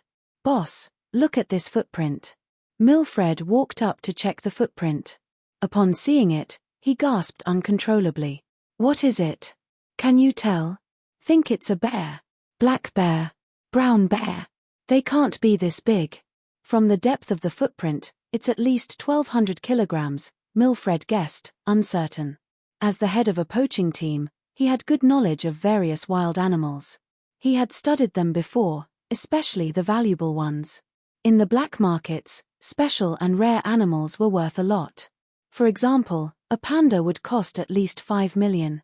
However, if anyone dared to steal a panda from China, he would probably be shot before being able to leave. It was riskier than drug trafficking. The panda was a national treasure to China. Clearly, offenders would not be spared. Therefore, even though pandas had high prices in the black market, nobody would dare or be able to get one. Mutated species were worth a lot too. An example was the albino cougar they were tracking at the moment. It was a rare mutant. But now, they seemed to have discovered a new target. An ordinary bear would cost no more than 50,000. However, if it was a mutated bear, the price would increase at least tenfold. From the paw prints, it should be a brown bear, but a few times bigger than a normal one. "Let's get the bear." Milfred licked his lips. It was a delightful surprise. Catching the bear would surely earn them much more money than skinning animals along the way. The bear's footprints overlap with those people's. Could the bear be tamed? In any case, let's get the bear first. "So what if it's tamed?" "Now it's mine," Milfred said firmly. The team began to track the footprints. Until it was evening, they still had not caught up with the group ahead. "Boss, I think that they know we're here. They've been avoiding us. We're getting deeper into the forest. They can't leave. Sooner or later, they'll be tired and we'll catch up with them." Like what the poachers guessed, Chen Zhao's group was indeed somewhat exhausted. Apart from Chen Zhao, everyone was almost too tired to walk further. It would be a bad idea to walk too quickly on a mountain because the humid air and warmth would rapidly drain one's water and energy. Even a marathon runner would not be able to move at a consistently high speed in such an environment. The rugged mountain terrain and frequent vegetation obstructing their way were all factors that slowed them down and consumed their energy. I can't. I need to rest." Laurent was too tired to walk. He sat down before a bush with a thud. Suddenly, a white figure shot out from the bush. Shocked, Laurent threw himself on the ground, covering his head with his hands. Nonetheless, the white figure had no intention to attack the group. It dashed into the thick forest in an instant and disappeared. It was a big guy, about the same size as Black Ma and White Ma. "Did you see that?" "What's that?" "Looks like a cougar. But are there white cougars?" Laurent asked suspiciously after he had calmed down. "It's definitely worth a lot of money," Howard said.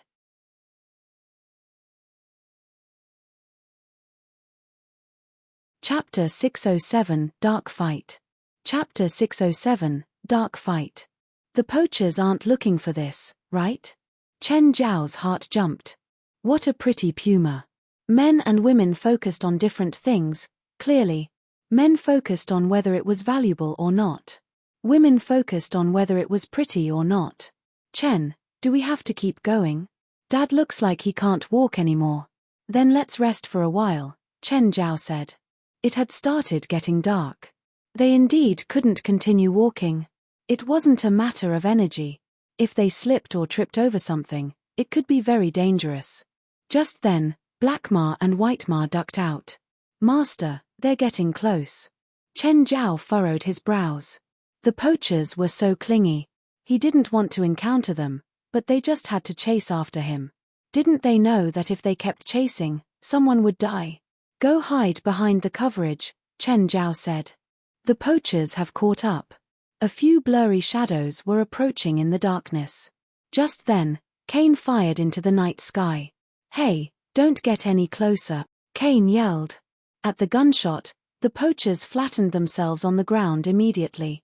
If two groups of hunters met at night, they would often fire a gun as a warning if they weren't sure of the dangers, warning the others to not get close. Usually, if they didn't have any negative intentions, they would also put distance between each other. But the poachers clearly didn't have good intentions. Boss, what do we do? Milfred Leon licked his lips. What are you scared of? They have fewer people and our weapons are much better than a few hunters. Hey! Milfred called out. Our hound got lost. We're looking for it. Did you guys see it? No, there's no dog here. Stay away from us. There were only around 20 meters between them and they all hid behind the coverage. Milfred gestured at his men. Spread out. There was a lot of coverage, so it meant that the side with more people had another advantage. We suspect you killed our hound. Milfred continued to call out. We want to check your baggage. I hope you'll cooperate. Fuck you assholes. Lauron yelled. Whoever wants to die can come and check. My hunting rifle is waiting to meet you. We have a dozen guys. Are you sure you won't cooperate with us? Then you better go find a dozen graves, Lauron said. Chen Zhao looked down and said to Farley and Four, when there's a conflict later, don't do anything. Just let us take care of it. Chen, we can help too, Farley said. Trust us. We can take care of it. Farley, Four, listen to Chen, Lauron said as well. We'll take care of you too. Chen Zhao and Lauron messed with each other usually, but they were on the same side in protecting Farley and Four. What should we do now? Chen Zhao asked. Don't worry, Kane said. We'll hide behind the coverage. Whoever shoots first has the disadvantage. Plus, we don't have a lot of ammo and we have hunting rifles, Howard said. We can't shoot impulsively. But I think they're coming over from the side, Chen Zhao said. Huh? Why didn't you say that earlier? Whatever. You all take care of the front. I'll take care of the side. With that, Chen Zhao crouched down and disappeared into the darkness. Suddenly, Chen Zhao felt that it wasn't just the poachers. There was a third party. Her. Vanity. Her team was here too. At the moment, Vanity and her team were in the darkness. Leader, should we help? Let's see first, Vanity said. She wanted to help, but now wasn't the time. She wanted to appear suddenly when Chen Zhao's group was feeling hopeless. That way, she could make Chen Zhao owe her again. And then she'd be able to ask Chen Zhao for help without shame. Leader, is that Chinese guy really that important? Vanity's current team was all new. They didn't know about Vanity's experiences, let alone know Chen Zhao. She paused for a moment. You've experienced dangerous relics, right?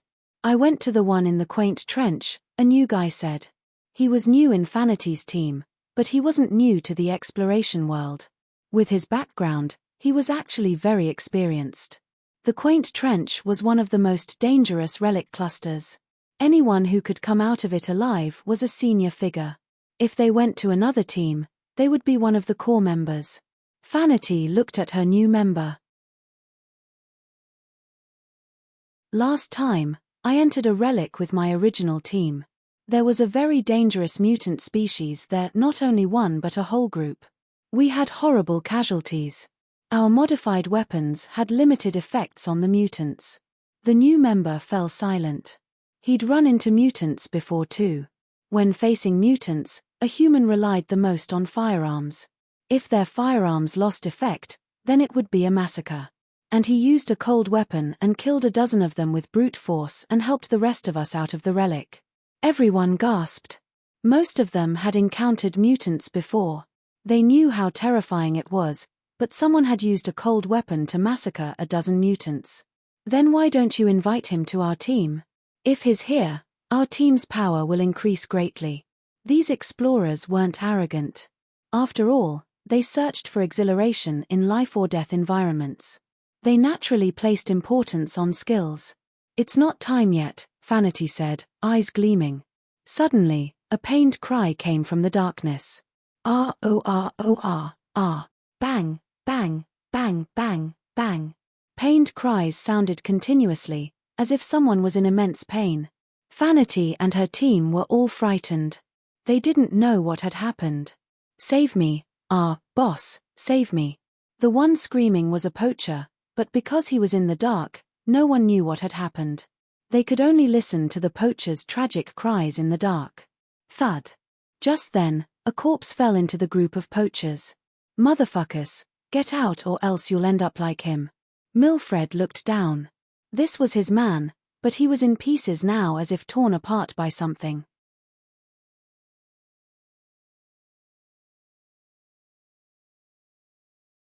Chapter 608, Beast Battlefield. Chapter 608, Beast Battlefield. Milfred Leon's face darkened. It must be that bear. Spread out, direct attack. While Milfred was a poacher, he was also a veteran. He knew how to deploy his men in various situations. Their advantages were their number and weaponry. The other party had only a few people and had hunting guns. Hunting weapons were not too strong and had slow reload speeds. Therefore, as long as they spread out and moved forward together, their enemies would not be able to deal with them. Their enemies had a beast hidden in darkness, but so long as they kept their distances, they could protect each other. If that beast dared to show up, they could kill it directly. Bang! Kane fired his gun and accurately shot a poacher. These people were poachers, after all, not soldiers. That single shot was enough to make them panic and lie back on the ground.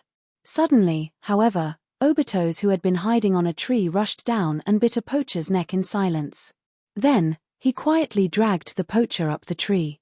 The poacher was still alive and struggling with his limbs, but his neck was broken. He was not far from death. Then, Chen Zhao made some noise on the left side of the poaching team. Alerted by the noise, all the poachers pointed their guns at the place where Chen Zhao was hiding. Black Ma and White Ma immediately charged in from the back and dragged two poachers into the bushes. Ah! Milfred's expression changed slightly. From various signs, it was obvious that the other party had more than just one beast, probably even more than two. Moreover, the beasts were alarmingly smart. They knew how to divert attention and make a surprise attack. Suddenly, something fell from the trees. The poachers took a glance. It was another badly mutilated corpse. Damn, something's hiding on the tree too. What animal can climb a tree and also drag a human up there? Everyone was creeped out. The place was scary. They felt as if they had entered the hunting ground in a monster movie. It was like an alien movie, where the aliens would strike in darkness. Gather, gather. Milfred did not dare to be careless anymore. If they kept spreading out, they would definitely be eaten by the hidden monsters one after another. They had to gather while they still had the upper hand. Just then, a white figure flashed past. Another person was dragged into the darkness. Bam, bam, bam. The albino cougar had actually also been hiding around here, looking for a chance to counterattack the poachers. The albino cougar was obviously larger than an ordinary cougar. It could easily defeat an adult human. Chen Zhao noticed that the poachers were gathering together, which would make a situation more difficult. After all, even Princess would get hurt should she charge up rashly and be focused on. Chen Zhao scanned around him and saw a huge rock. It seemed at least a few 100 kilograms heavy. Chen Zhao grabbed the rock and threw it into the air. Careful! Startled by the falling rock, the poacher's formation was destroyed at once. Even though the rock did not hit anyone, it did throw the poachers into confusion. Chen Zhao found another rock in the darkness and threw it hard at them. The poachers could not do anything other than run for their lives. Stop! Don't panic! At the moment, Milfred was the only one who was still rational. But it was useless. Everyone else was in chaos. Another rock fell right beside Milfred.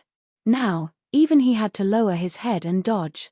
Finally, Princess, Obito's, Black Ma, Whitemar, and the white cougar stormed into the crowd and began a massacre. There were gunshots, but they were short-lived.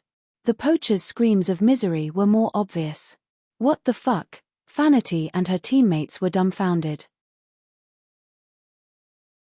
They had night vision devices, so they knew what had happened on the battlefield. They saw how the beasts had managed to kill the poachers. It was like a horror movie.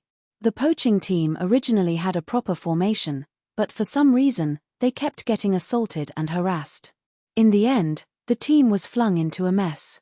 When their only advantage vanished, all that remained was a slaughter. Vanity once again experienced for herself how scary Chen Zhao was. Not just Chen Zhao. His pets were as terrifying too. Having been to Chen Zhao's house, Vanity had seen his pets. However, back then, his pets were intelligent but safe. Now, she knew that it was only because of Chen Zhao's constraint.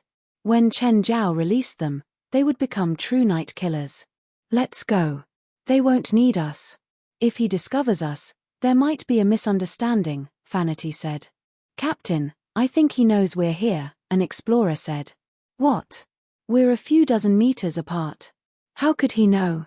He's looking in our direction. Vanity's face paled and she could feel her hair stand on end. Fortunately, they had no evil intention, for otherwise they might have become Chen Zhao's targets too. As for whether they could fight Chen Zhao, Vanity did not dare to keep thinking. Their equipment was about the same as the poaching team, but they did not have as many armed members. Since Chen Zhao could easily defeat the poaching team, how difficult could it be to deal with them? Of course, they had night vision devices, but Vanity did not have the courage to go against Chen Zhao. She still remembered what he had done back then. It was really unwise to battle him. Let's go, Vanity said again. They had to leave now. Compared to Vanity who had escaped, Laurent, Kane, Howard, and Karim were much more upset. They were ready to have a bloody battle to protect the two girls. In the end, they did nothing. Kane at least shot a poacher. The rest did not even move their guns. Chen Zhao and his pets alone killed all the poachers. Chen, can we come out now? Yes, Chen Zhao answered in the darkness, leaving the cover. The group walked to the corpse-filled battlefield, while Chen Zhao checked his pets. Princess was shot a few times, but her skin and fat layer were too thick. She was mostly fine. Obito's was the cleverest one. He was not hit at all. Blackmar and Whitemar were hit once and twice respectively, but their injuries weren't too bad either. Huh! Farley suddenly exclaimed.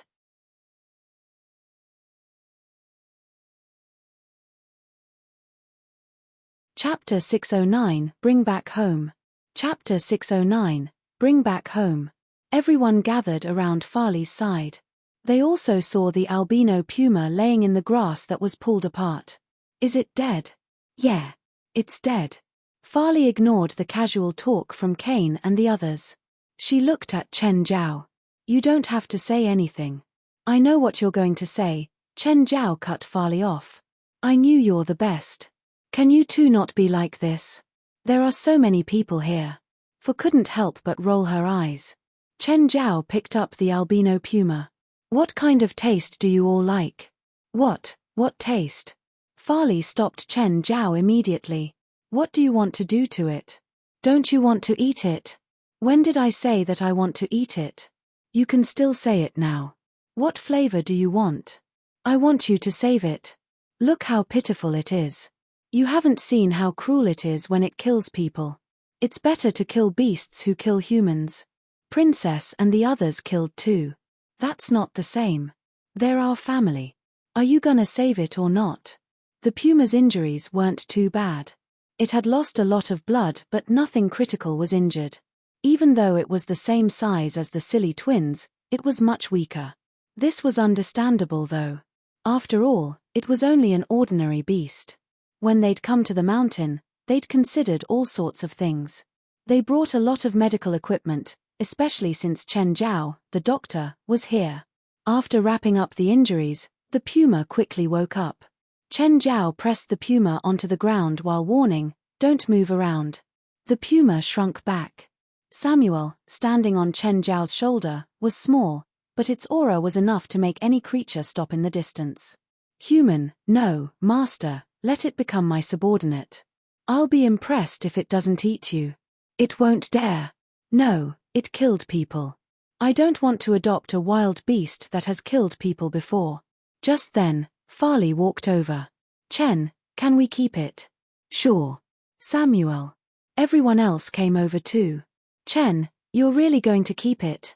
It's too dangerous. Yeah, it killed someone before. According to the standards of modern society, any animal that bit, killed, or ate a human would be killed by humans. This was because humans thought animals had habitual memory. Dogs that had bitten people would remember the feeling. A beast that had killed or eaten a human would also remember it. If an animal did it once, they would do it a second and third time. From a certain angle, this was true, but not entirely. Once, a child was attacked by a dog and then the dog was killed. But actually, the dog smelled something on the child. Later, they discovered that the child's arm had a mutated tumor. The dog didn't know how to take care of it. It just wanted to protect the child this way. Of course, dogs were known as the safest pets. Due to selection and professional training, domestic dogs were very loyal and protective of children. For example, Risvar's Laffer was a very excellent pet dog. Cats were actually close to humans after domestication too. Of course, cats had a natural killing habit. What was a killing habit? They would often kill rats, birds, and other small animals. It wasn't for food but merely to satisfy their desire to kill. This was similar to humans liking hunting, but humans would never say that they liked killing. In comparison, other animals rarely had this kind of habit. Other animals would only attack because they were frightened and sometimes for food. In reality, most animals didn't like the smell of humans. Chen Zhao looked at the albino puma and then at Farley and Four with their expectant eyes. We can keep it, but don't approach it for 3 days. I have to tame it. Everyone knew that Chen Zhao was great at taming animals, such as with Princess. You could say that Princess was the strongest beast on dry land, but usually, she acted like a sweet little girl. Occasionally, she would act cute and whine or sunbathe on the ground. But today, they saw how terrifying Princess was after Chen Zhao released her natural instincts. Of the many pets, she was the most terrifying because she ripped the poachers apart with her paws. Her thick fatty layer made it so a normal gun couldn't cause too much damage. As long as they didn't shoot continuously, Princess was practically undefeatable. Then there was Obito's. Laurent and the others felt differently about Obito's and Princess. If Princess was a wild warrior, then Obito's was a calculative killer. They remembered how Obito's had done a sneak attack on the poacher earlier. Like a ghost, he'd appeared out of nowhere and without warning. Then he dragged the man into the shadows and disappeared. You three go take care of the bodies, Laurent said. Dad, aren't we going to call the cops? It's too troublesome. Chen Zhao felt that this former senator wasn't very law-abiding either. Everyone was in bad shape tonight and had a few injuries, especially the albino puma. They set up camp on the spot and rested for the night. The next morning, everyone hurried down the mountain. When they reached home, they were just in time for lunch. But when Laurent, Karim, Kane, Howard, and Four saw the feast of a lunch at home, they were all stunned. Chen, who cooks in your house? Do you have servants? No, how come we've never seen them before? Then what's with this food? It's people in town. Usually, when Farley and I are too busy, we'll have a restaurant prepare food and bring it here. He has your key. He knows where I hide my key, Chen Zhao said. Aren't you afraid of them stealing things? There's nothing valuable here. They can't move the most valuable thing anyway. Dad, let's hurry and eat. Everyone's tired, Farley urged. She didn't want everyone to get caught up on this either. Oh, what should we name the puma? Before he finished, a car pulled up outside. West stood outside the door. Chen Zhao looked at him and furrowed his brows.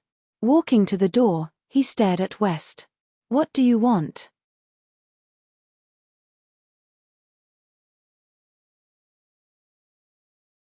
Chapter 610, A Visit to the HQ.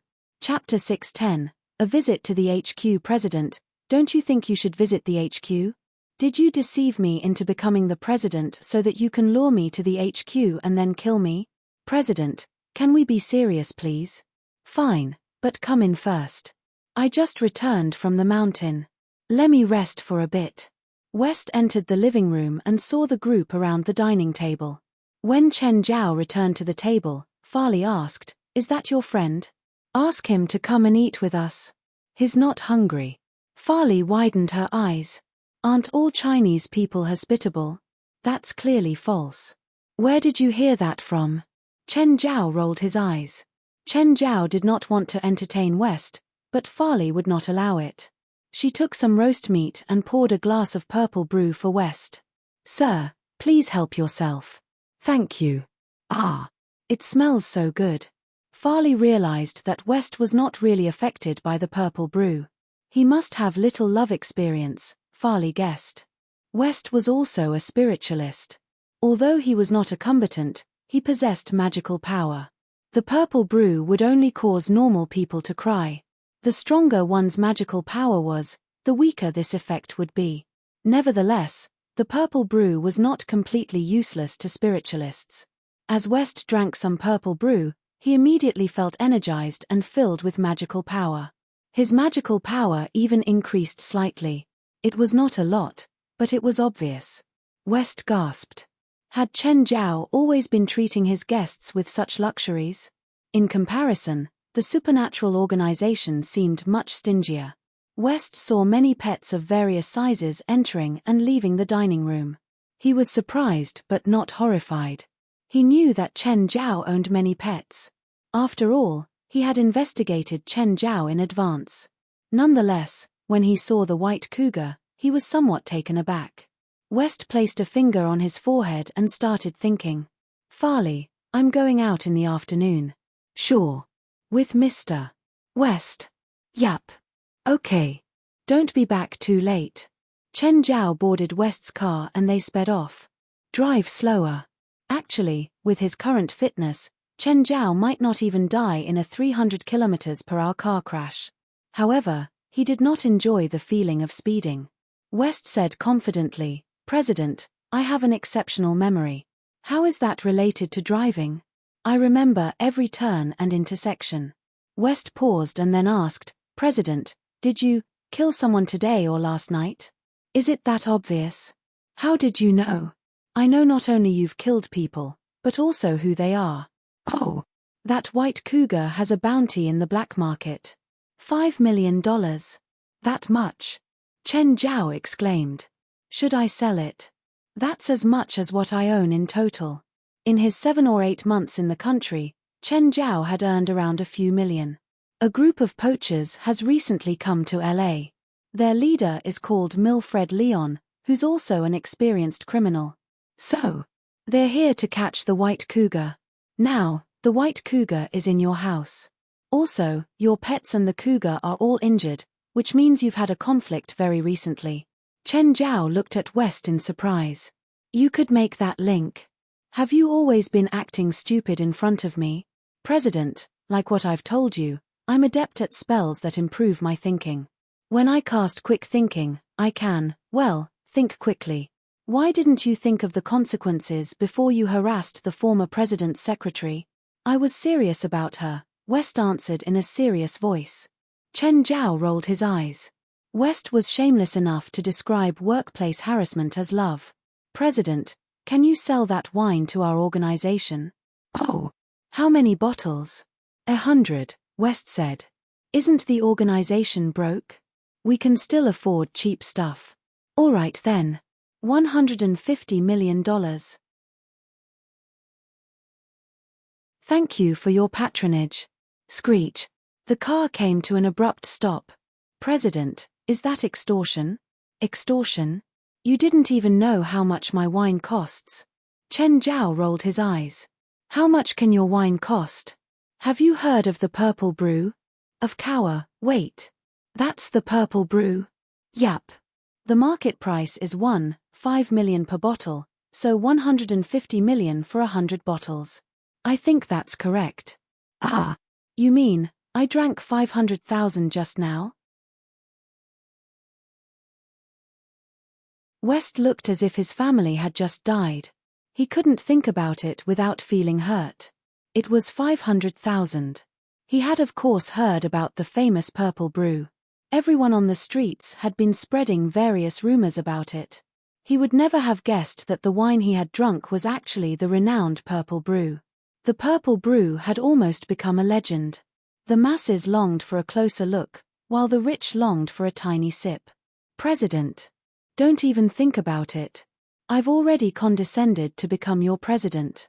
Do you want me to spend both effort and money? Chen Zhao rejected West without hesitation. He had not even received a single penny from the job. Why would he make any contributions? Was he stupid? Chen Zhao began to ignore West. The car drove into the slums. The more prosperous a city was, the more likely it was to have slums. The world-renowned city Los Angeles also had world-renowned slums. Did you arrange a last supper for me?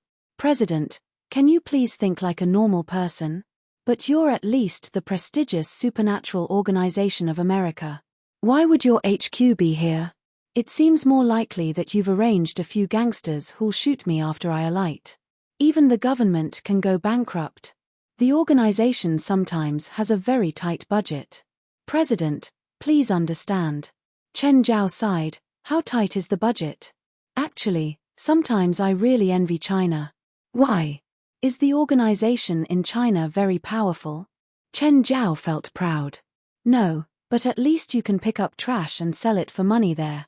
Stop, I'm leaving. I don't want to be your president anymore. What did that mean?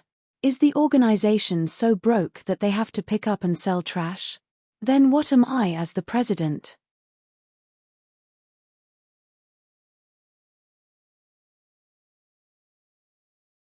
Chapter 611, President's First Hell Meeting. Chapter 611, President's First Hell Meeting. West settled Chen Zhao with much difficulty. For this, he even activated quick thinking and used all his persuasion tactics. After he made a bunch of unreliable promises, Chen Zhao finally managed to accept. The car parked before an abandoned two-story brick house. There was a puddle of black water before the door. Chen Zhao got out of the car.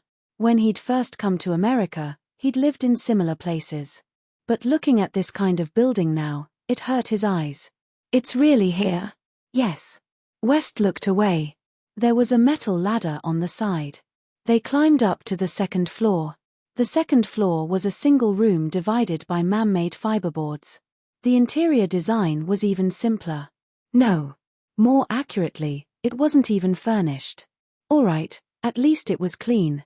That was probably the only good part. West brought Chen Zhao to the largest partition, the conference room. Even though it was crude, it had everything necessary. There was a long office table, a dozen chairs, and an old-fashioned projector. There were 10 people in the room. Other than Balia, Beer, Moore, Morid, and Jolinash, there were 5 more people. But the 10 didn't look very spirited. They were either chatting amongst themselves or playing on their phones. West coughed, but everyone ignored him. Quiet, West called again. Everyone, look at my eyes. Chen Zhao suddenly pointed at his forehead. Everyone looked at Chen Zhao in confusion. The next moment, they felt extreme heat. Their surroundings started burning and collapsing. The sky turned blood red. Ah, what happened? Where is this? Where are we? Balia ran forward in fright, but then the ground before her collapsed.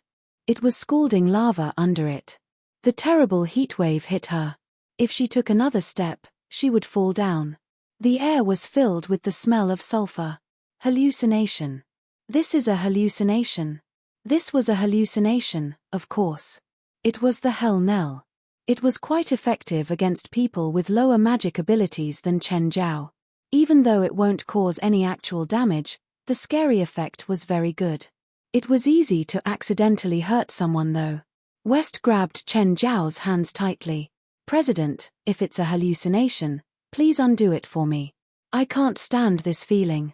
I can't undo it. I haven't learned how to do it yet, Chen Zhao said. Okay, the first meeting as president starts now. Chen Zhao held onto the table. It was still too hard to cast Hell Knell on so many people at once. But if he wanted to act cool, he had to finish no matter what. If you want to stay in that environment forever, you can let me know. I'll arrange an eternal package for you. Chen Zhao knocked on the table. Quiet down.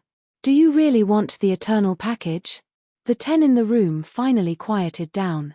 Even though they knew this was a spell, they would still be afraid of the end of the world, no matter how composed they were. Those 5 don't need to introduce themselves. The other 5, introduce yourselves. President, I'm Worcester, the treasurer, a middle-aged bald man stood up and said. His forehead was covered in sweat. I'm in charge of the warehouse and repairs. Patilu. Arms expert, Jolag. Strategy logistics, Engelite. Security guard, Aduz.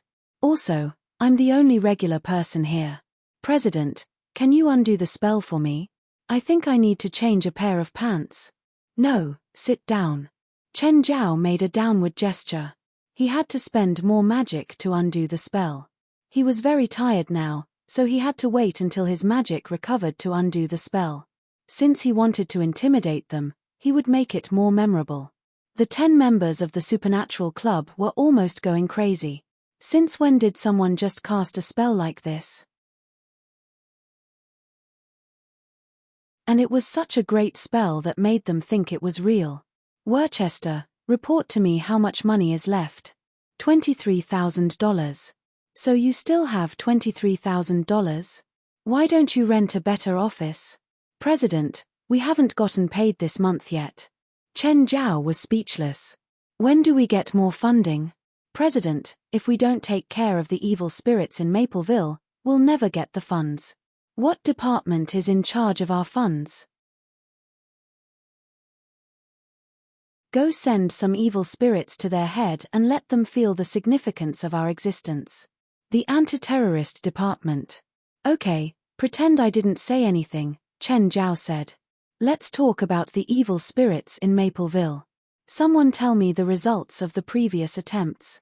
Failed, failed, failed and failed. Then, do you have any data for the specific number and abilities of the evil spirits? No. What do you mean no? Didn't you attack them many times? Yes, West said. But other than destroying some on the fringe, we didn't have any other results. There are still many evil spirits inside. Every time we try to venture in, we suffer from even more intense attacks. Now, make an action plan immediately, Chen Zhao said. Her what? If you don't want to do it, then whatever.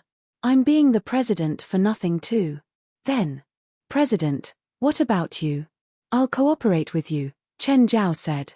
Don't think I'll do everything by myself. I'm the president, after all. Also, Worcester, give me the financial records. I want to check them. What? Chen Zhao looked at Worcester. Worcester lowered his eyes. Oh. Okay, dismissed. Chen Zhao slapped the table.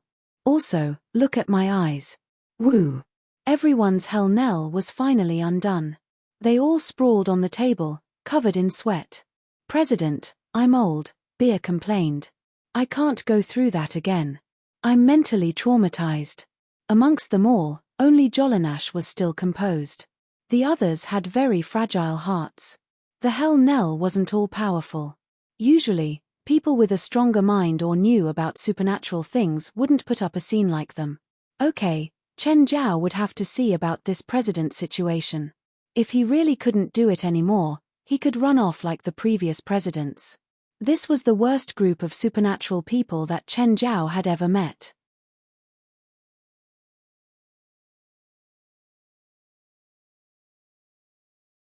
Chapter 612, Disloyalty. Chapter 612, Disloyalty. Jolinash, Worcester called out to her. Wait, I have something to say. Jolinash stopped and looked at him. What? Jolinash, you don't like that Asian either, right? Worcester asked. She studied Worcester. You want me to mess with him? No way. Go if you want, but I'm not going to commit suicide. Jolinash was proud, but she wasn't stupid. She wouldn't go up against Chen Zhao just because of Worcester's provocation. Anyone in their right mind would be able to see that Chen Zhao was very strong. He's a wizard. You're a witch. What are you scared of? Don't you know that there'll always be one or two special people? Jolinash asked indifferently. Wooster clenched his teeth, eyes flickering. He'd already gotten pissed earlier when Chen Zhao said he'd take over finances. Chen Zhao had just come and was already going to check the budget. Wasn't this forcing him to a dead end? Menace flashed in Wooster's eyes. The supernatural organization was a mess, but as the accountant, there was a lot of money to be made. The others didn't understand finances, so he could just mess around and easily make one mission cost a few $100,000. In actuality, it was only a few thousand. The rest went into his own pocket. After these few years, he'd already become quite wealthy. Even though this year's funds still weren't given, the government wouldn't disband the organization. They would still have to give them funds. By then, a large amount would go into his own pocket again. This president who'd just arrived actually wanted to cut off his source of income. Wooster obviously couldn't bear this. Fine, Jolinash wasn't willing to help, but that was okay. In the end, she was only a regular witch. If she was able to do well outside, she wouldn't have joined this group. The truly powerful witches viewed the supernatural organization with disdain. Wooster picked up his phone and called a number. Hi, is this Witch Rupert? Yes, it's me. I have a job, $100,000. Will you take it? Sure. What job? Kill someone. I'll do it if you multiply by 10. Then, how about you just disable him? Or make sure he'll never appear before me. Send me the target's info first. Soon, Rupert got the info and she scanned it. She almost threw her new phone onto the ground. Fuck, are you messing with me? What? Go die. Fuck you, fuck. Rupert hung up. Wooster was confused. What happened? Hadn't they made a deal? How come she turned on him so quickly? Whatever. He'd find a professional. Hi, I want to hire a witch assassin. What country are you in? Which city? America, L.A. Okay, there's a very powerful witch assassin in L.A. right now, but she's quite expensive. It'll be at least $1 million. That expensive? Of course. Or, how about you wait a while and we'll send a cheaper one? Whatever, this'll do. Then I'll give you her contact info. Wooster received a text. It was only a phone number. Hi, are you a witch assassin? Yes, I am. I need you to kill someone. I'm quite expensive. I know. $1 million. No, it's not just 1 million. That's the base. My price will change according to your target. Your target is a wizard. I need his info. I'll send it now. 10 seconds later, the other started cursing him out. Fuck, you want me to die? I won't do it even if you give me $1 billion. With that, they hung up. Wooster's expression changed. What was going on? Was that Asian really so scary? L.A. Witches knew him. Even witch assassins knew him. The two had the same tone too. It was as if the new president was as scary as a demon. But how come Wooster had never heard of him before? No, if this was the case, then he had to get rid of the man. If he really was so scary, then Wooster would be dead meat if he found out that he'd messed with the finances. What should he do? Local witches didn't work. The witch assassin didn't work either. The assassin also said that they wouldn't do it even if he paid $1 billion. He couldn't afford that either. It seemed that he couldn't use an outsider. It was even more impossible to get rid of the Asian with the failures in the organization. They didn't dare either. Suddenly, Wooster thought of an idea. Didn't that Asian want to clear out the evil spirits in Mapleville? He could use this chance to make the man die in there. Wooster had personally taken part in the missions, so he knew how scary the evil spirits there were. Wooster believed that the evil spirit group of Mapleville could definitely kill this new president. Hey, Chen, it's Rupert. Oh, how come you're calling me today? Someone just called me to give me a job. Wanted me to kill you. Oh. Don't you think that I helped you by telling you? So, does this count as you owing me? Who's the guy that wanted to kill me? I don't know. I didn't see him. It was just a call. You don't even know who it is. How do I know if you're telling the truth? You doubt me? Of course. Then I don't care about you. Go die. Rupert hung up angrily. As soon as Chen Zhao ended that call, he received West's call. President, we've already made the action plan. When will you have time to discuss it? I don't have time now. Send the plan to me and I'll study it. West was annoyed. It felt like he was the only one working hard in the entire organization. No one else cared, from the president to the members. No one took this job seriously. But since Chen Zhao finally became the president, he had to be steadied first. West could guide him slowly in the future. He believed that, under his guidance, Chen Zhao would definitely become a responsible president. And under his leadership, the supernatural organization would strengthen.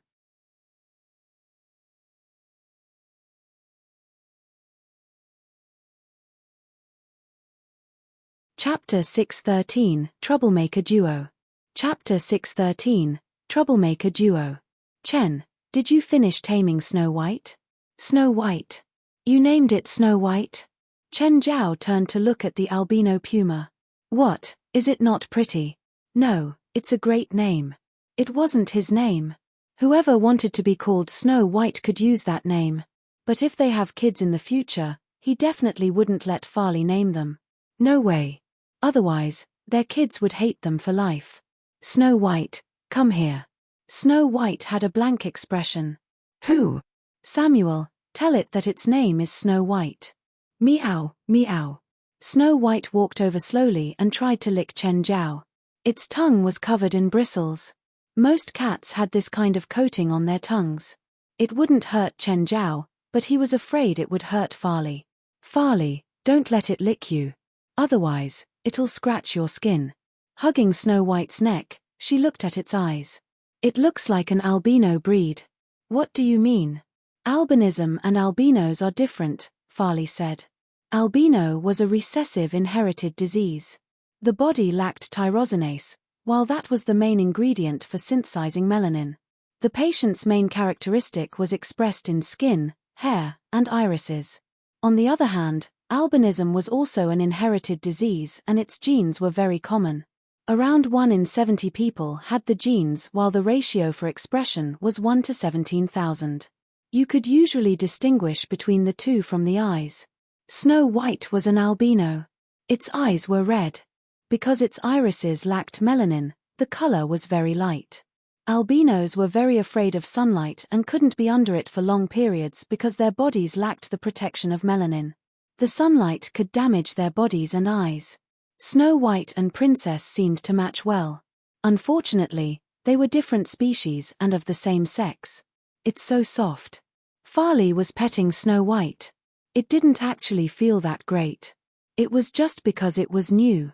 When Princess had just arrived, she'd also been spoiled. But the feeling faded as time passed. But because they were so familiar, like with people, they became more casual with each other. They wouldn't hug Princess and say things like, "You're so nice" or "You're the best." Princess was like their family. Now, Farley was curious about Snow White. After they became familiar, it would probably be like with Princess. Farley played with Snow White while Chen Zhao sat outside, studying the plan that West had sent. The plan was very simple. They would take advantage of Jolag's magic bombs. It could cause large-scale destruction in an instant. Even spirits wouldn't be able to avoid danger. In addition, there was a magic flamethrower. The fuel contained magical phosphor and was also effective against spirits. But someone had to enter Mapleville first and lure the evil spirits out into the trap. The person who went to lure them would clearly be in danger. Chen Zhao wasn't afraid, but he wasn't willing to go. He was the president. Why did he have to do this stuff? If he accepted this mission directly, he would be a pure idiot. Of course, the plan overall was quite reliable. Oh, is Laurent not here today? He went to drink with an old friend. Without a doubt, he'd gone to find Asand. Old thing, again. Laurent and Asand were at a small pier, completely drunk. They were surrounded by cans. No one knew how much they'd drunk. Gazing at the sunset on the horizon and the beautiful flaming clouds could fill people with fantasies. "Oh, if only those other guys were still alive," Asand said, sighing. "Asand, do you know about Pamela?" "Pamela? After she quit, I only know that she got married a decade ago and then we lost contact." "So, do you know that she died?" "Died? How is that possible? She's even younger than you." "She got some disease," Lauron mumbled. Asand sat in his wheelchair and didn't speak for a long time. "Would you believe me if I said I saw Pamela's spirit a few days ago?" "Cut the crap." "It's true," Lauron said. "I went to where she lived before she died. Technically, she contacted me first. Don't ask why a ghost called me." "Where did she live?" "I think it's called Mapleville, but that place is kind of scary." "Fuck, I don't believe in ghosts." "How about we go now?" Lauron asked. "We might be able to see her." "I'll go if you dare to go." "Then let's go. It doesn't seem far from here." Lauron pushed Asand's wheelchair toward Mapleville. When they reached there, Lauron gulped. The cold wind along the way had woken up his senses. "It's here. Do you dare go in?" "Fuck, I haven't lived in a lot of places these years, but I did live in these abandoned slum places. There's nothing to be afraid of." Asand's voice was very loud. He wasn't shrinking back at all. "There really are ghosts inside. Old thing, it's only been a few years and you're such a scaredy-cat now. If you're scared, then fuck off. I'll go in by myself. I'm going to find Pamela if I can really meet her." "Who's afraid?" "Not me." Lauron had actually met Pamela before, so he was a little afraid. But he had to go, no matter how afraid he was. Otherwise, Asand would never let him forget it. Anyway, it was Pamela. She wouldn't hurt them. By now, the sky had started darkening. The neighborhood didn't feel comfortable at all. "How come we're still not at Pamela's house?" "What, you're scared?" "If you're scared, then I'll push you out." "Who's afraid?" Asand yelled loudly. "You think I'm like you?" "It's the one up front," Lauron said, pointing at the White House in the distance. When they got there, Lauron went up and knocked on the door. "Pamela, are you here?" "Asand and I are here to see you." The house was dark and Lauron felt shivers when looking in. "Lauron, push me in. It's cold outside."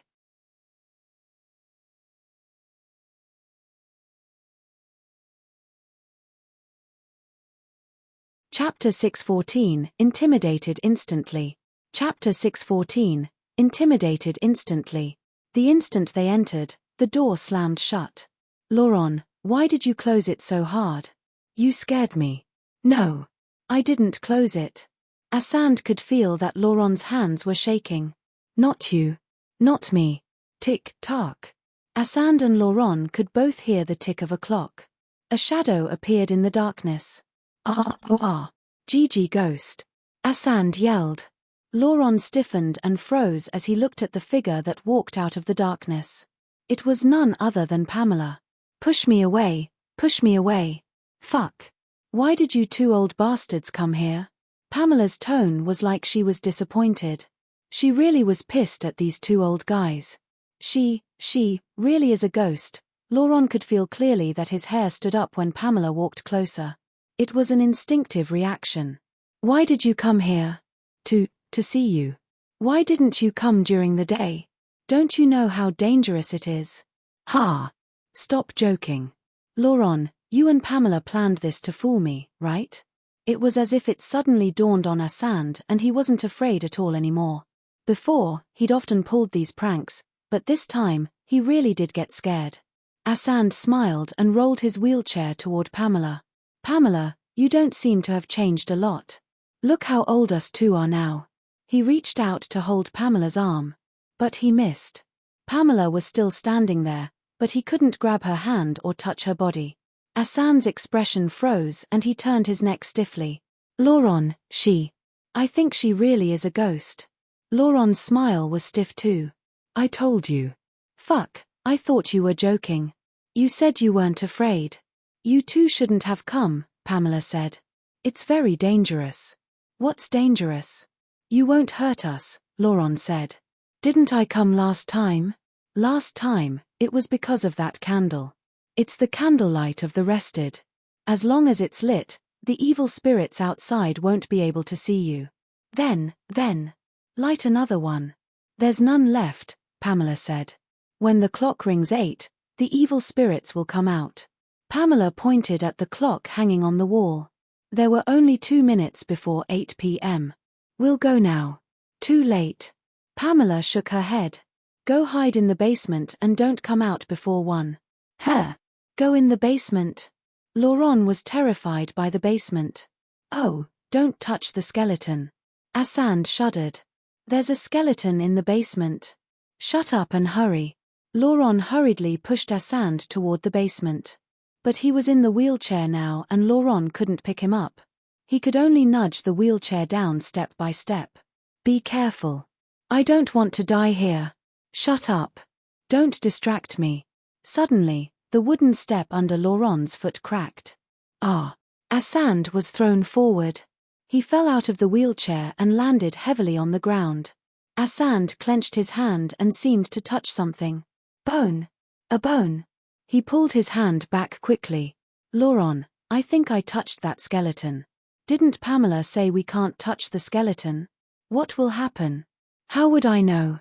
Did you die yet? It was too dark in the basement, so he couldn't see clearly. Just then, something lit up in the basement. Red light. 2 spots of red light appeared before them. It came from inside the skeleton's eye sockets. Clack, clack, clack. Crisp clacks came from inside. Clack, clack. I woke up again, the skeleton said. How long have I slept for? He looked at his arms. It seems that I died while I was sleeping. You 2 bastards really did wake him up. Right then, Pamela appeared at the basement door. Should I explain? Laurent looked helplessly at Pamela. Pamela, you died too? The skeleton looked at her. You killed me. Me? I didn't kill you, the skeleton said. When you died, your body released the plague curse. It killed me and more than 100 others. Oh, is that so? The skeleton murmured. Don't go anywhere and just accompany me, please, Pamela said. Where's our daughter? The skeleton suddenly asked. Laurent and Asand exchanged glances. This thing was Pamela's husband. Dead. Died in your hands too. No, don't lie. I may only be a pile of bones, but I can sense that she's still alive. She still exists. So what? Do you still want to appear before her, looking like this? You want to stop me? The skeleton looked at Pamela. Pamela spat softly and sprayed icy air on the skeleton. It suddenly realized that its lower half was frozen. You actually found out how to transform into a witch. I didn't think that it would be possible. No, I didn't become a true witch. The skeleton fidgeted but couldn't move its lower half. You think this can stop me? When dawn comes, your power will weaken but I won't. This will be all in vain. Pamela's expression was heavy. She glanced at Laurent and Asand who were shrunk in the corner. Laurent, call your in-law here. What? Call him over. I don't feel like pranking him. Laurent was suddenly terrified. It's not a prank. We need his help. How can he help? He can't do anything. No, he can help. Only he can. I don't know what you mean. He could take you out last time. He can take you out this time too. I don't know what kind of person he is, Pamela said. But he can help.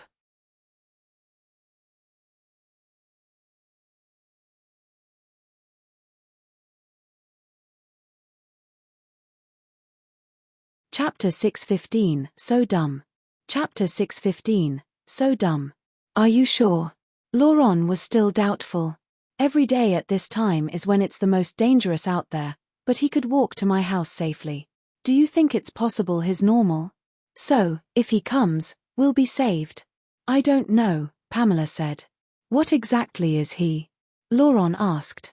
The skeleton cackled. Do you want immortality? I can give you immortality. Help me shatter the ice over my lower half. Immortality? But not even you're immortal. Asand and Laurent were drunk, but they weren't stupid. The skeleton wasn't even alive right now. How could it help others gain immortality? I wouldn't die if it wasn't for Pamela, the skeleton said. She starved me to death. Don't listen to him, Pamela said. He turned himself into a monster to find immortality. He experimented on humans, ate human flesh, drank human blood, and cast spells on himself to try and change his genes. As his wife, I couldn't stand his inhuman actions, so I imprisoned him here with a spell and had him die naturally. But I didn't expect that he still wouldn't die completely, even like this. I've said that I'm already immortal. No one can kill me. The skeleton tapped the ice around the lower half of his body. A melted hole appeared, but it wasn't very big. If he wanted to undo the ice entirely, he had to tap a few hundred times. Pamela, seal him in ice again. It looks like he can be freed really quickly. Do you think I can use spells so casually? That's Banshee's breath. I have to rest a few days to recover. Laurent looked around and found a rusty bat. Can I break him apart? He wasn't afraid now. Or rather, he felt excited from the fear. In a way, he was similar to Farley. They were both afraid and curious of the unknown. His body contains a horrible curse. Every bit carries a fatal aura. Back when his body was rotting, the curse released caused the plague in this town. Are you sure you want to break him apart? Then. Is there no solution at all? Yes. Find some strong witches to seal him entirely or destroy his soul. Can't you do that? I can't even stop him right now. Suddenly, the skeleton spat out some acidic liquid onto the ice. The ice melted even faster. Laurent and Asand immediately smelled the foul scent. No. Go out. But Pamela's warning was too late. Laurent and Asand felt their heads getting heavy and they couldn't keep their balance anymore. Laurent took out his phone and dialed with difficulty. But before he could say anything, the phone already fell onto the ground. Then he lost consciousness too. By now, most of the hard ice had melted. The skeleton applied pressure and a huge chunk of ice disappeared. A few more times later, the skeleton was completely freed. Seems like you still can't stop me. The skeleton sauntered out of the basement. Jerry, you've already committed a huge sin and now you're dead. What more do you want? Pamela followed the skeleton. She couldn't stop him now. Of course, the skeleton couldn't do anything to her either. Since I've already attained immortality, then let me pursue life again. I'm filled with so many ideas right now. I'm filled with vigor again and I have unlimited time to come back to life. No one can stop me this time. Jerry walked out of the house and discovered many evil spirits. They also discovered Jerry and came rushing over at him. So much food. Clack, clack. Jerry's upper and lower jaws smacked against each other crisply. I'm hungry. He opened his mouth and swallowed an evil spirit. It wasn't enough. He sucked in another one, and another. After 8 or 9 evil spirits were sucked in, they finally realized that this skeleton was terrifying and turned to run. This is a great place. Jerry was very spirited. He could feel that his magic power was replenished again. You pieces of trash, from now on, you must call me Skeleton King. Come to me and submit. Anyone who refuses will become my food. The surrounding evil spirits all looked at Jerry timidly. They could feel fear too. Jerry was much, much stronger and eviler than them. Pamela followed Jerry the entire time. Jerry, is it bad to stay here? Why do you have to do those evil things? You think I'm evil? I once thought that I could create a new era. If you didn't stop me, I might have succeeded already. Create a new era? With those cruel and evil human experiences of yours. Just then, a bright light appeared outside the neighborhood, along with the faint sound of brakes. A while later, a figure walked in. A living person? A living person has come? Pamela saw the newcomer. It really was Chen Zhao. I'm here to find Laurent. Asan should be here too, right? Am I bothering you? Chen Zhao looked at Jerry and Pamela. I declare that you have the honor to become my first experiment. Me? Chen Zhao pointed at himself and then at Jerry.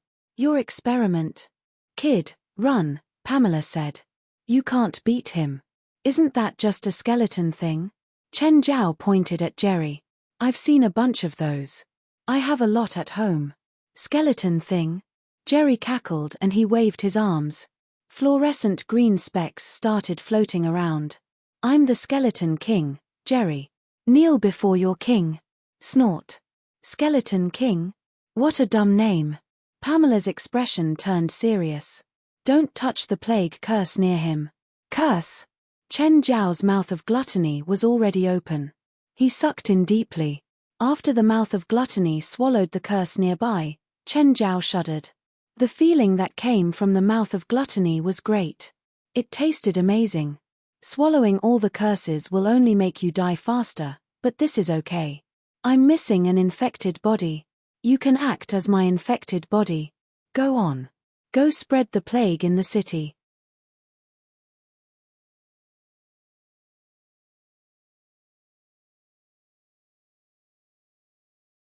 Chapter 616, Pre-Battle Meeting. Chapter 616, Pre-Battle Meeting. Miss Pamela, Chen Zhao said.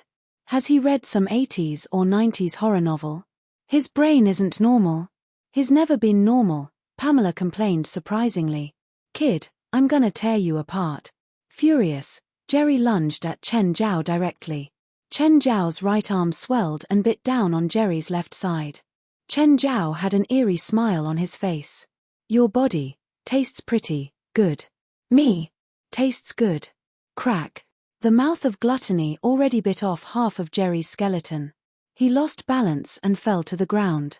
His bones were about to come loose. Why aren't you affected by the plague curse? Sorry, can you release some more? Chen Zhao stood before Jerry with a gentle smile. I didn't have enough. It's rare for me to eat such a delicious curse. Pamela was stunned. Was he eating the curses and Jerry like food? What kind of person was he? Whatever, it seems like it can't wait any longer. Chen Zhao's mouth of gluttony opened again, clamping down at Jerry. The surrounding evil spirits had all cleared out. They obviously didn't dare to appear before Chen Zhao anymore. Jerry was already scary enough to them.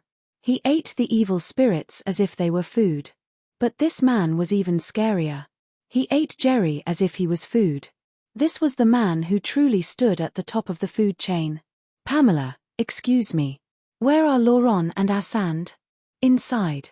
They were cursed with the plague and are in danger now. Oh. Take me to them. When Chen Zhao entered the basement, he saw Laurent and Asand on the ground. Their faces were green. Chen Zhao used the mouth of gluttony to inhale at them. The green vapor floated out of the two. The mouth of gluttony sucked it all clean. Thank you, Pamela said. No problem. Oh, can you tell me what exactly happened? Pamela recounted everything from the start. Jerry, my husband, is a toxicologist. He was an idiot who wanted to strive for immortality. When I discovered his evil ways, I used magic to imprison him here and he starved to death. But the plague he released when he was about to die killed me and the hundreds of people in the neighborhood. I remained to guard him in case he woke up one day and continued his evil ways. It's solved, so I should go now. Okay. Oh, Laurent actually isn't bad. I refuse to accept that. Goodbye, Pamela. Achoo. I forgot again. Such a glutton. Should we attack? Maybe we can kill him.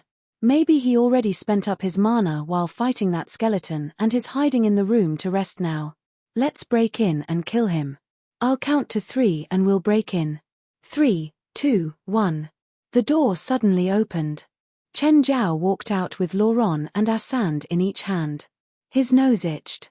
The mouth of Glutton itched even more. Achoo. Boom.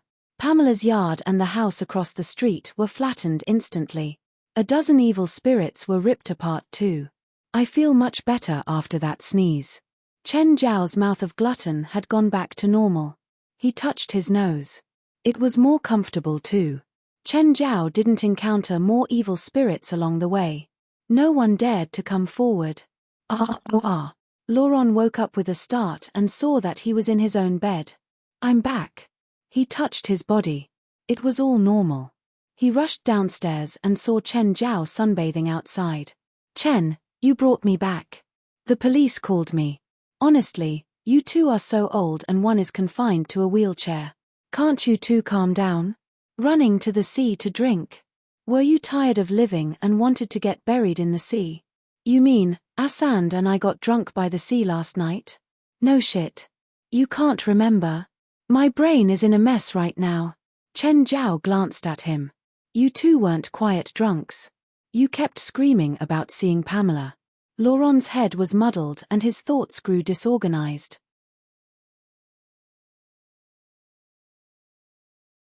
He didn't know what was true and not. Want some? To sober up. Laurent took the medicine and sipped it.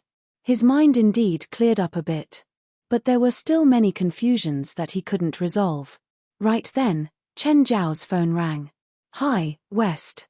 What's wrong? President, we're planning the strategy right now. Would you like to come over? Fine. Chen Zhao glanced at Laurent. I have to go out.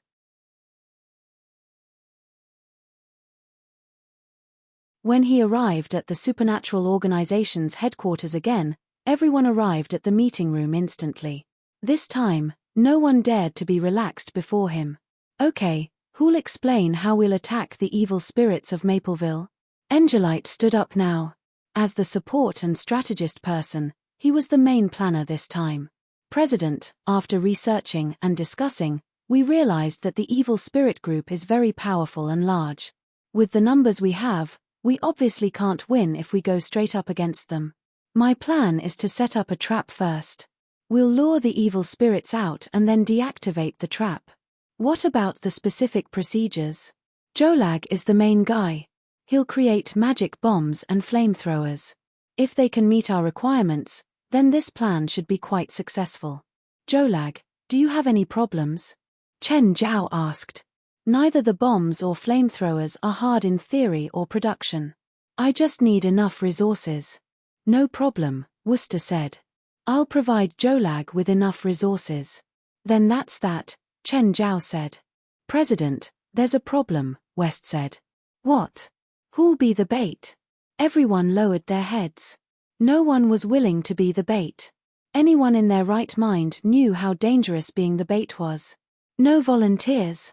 Then I'll call someone out. Chen Zhao glanced at them all. President, look at my old limbs.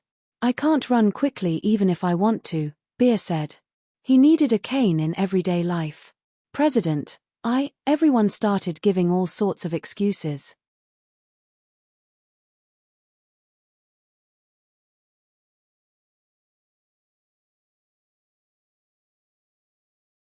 Chapter 617, This is Mapleville. Chapter 617, This is Mapleville. None of you are willing. Chen Zhao looked at everyone. President, you should think for me. Me too. Me too. I'm only a child. Everyone had great excuses and no one wanted to go. Chen Zhao narrowed his eyes. Looking at them all, he said, since none of you want to go, then all of you will go. Heh. All of us. One person might not be able to lure out all the evil spirits. If you 5 go, then you'll be able to lure out more. We'll die in there. Beer wailed. Be braver. Look at Moore. He's a kid but he's not afraid at all. Look how calm he is. Chen Zhao pointed at 15-year-old Moore. President, I peed my pants. Moore lowered his red face, not daring to look at Chen Zhao. President, won't this be too hard on them? West looked at Chen Zhao. Then how about you go too? I support your decision fully. Chen Zhao looked at Jolag. When can you get the stuff prepared? As long as there's enough material, I'll be able to finish tomorrow. Then we'll go tomorrow night. Tomorrow night? Won't it be too much of a hurry? What hurry? It's just one place and you haven't had a result after many tries. How much longer do you want to drag it out for? Chen Zhao glared at them and left, cursing out loud. Everyone in the meeting room exchanged glances. No one spoke. Mr. West, Worcester said, upset. That president only knows how to talk. He never said what he would do. I think we should protest against him. Protest? How can we protest? You want to fight him? If you can beat him, then you can be the president. I can't do it by myself, but we can't let him rule over us and use his power like this. Worcester, how come you keep trying to get us to fight against the president these days? Jolinash looked at him coldly. What are you trying to do? What could I be trying to do? He's an outsider. What right does he have to order us around? If you're upset with him, you can go talk to him yourself. There's no need to keep provoking us. Okay, shut up. West hit the table. It's not the time for you to have internal conflicts. We're going to have an official mission tomorrow. This isn't just a scuffle on the fringe and leaving after killing some evil spirits. This time, we'll go deep into Mapleville. I need protective gear. Beer cried. I won't go without it. I need it too. Me too. Jolag, prepare 5 protective suits for them. Mr. West, if I have to prepare the protective gear and the weapons, I won't have time. I can stay to help, Worcester said. The next afternoon, Chen Zhao came to the meeting room again. Are you all ready? So what if we're not ready? Worcester muttered. It's not like you'll let us run away. Chen Zhao glanced at him. Right, did you prepare the financial records I want? They're ready. I'll bring them tomorrow, Worcester said. Inside, he thought, but you probably won't have the chance to see it anymore. Okay, Chen Zhao called. Let's go and get it over with. President, the rest of us don't have to go, right? Other than Aduz, everyone else has to go. Aduz was a regular person and only earned the salary of a regular security guard, so Chen Zhao allowed him to stay at the headquarters. Everyone else were spiritualists and supernatural people. No one earned the salary of a regular person, so now that they were needed, no one was allowed to shrink back. Technically, Beer, Moore, Morid, Jolinash, and Balia were fighters while West, Worcester, Patilu, Jolag, and Engelite were support staff, but they actually had something they were best at. This supernatural organization was tiny, but they still divided it up in such detail. What a joke. So, Chen Zhao wanted all of them to participate in combat. It was like a mercenary group.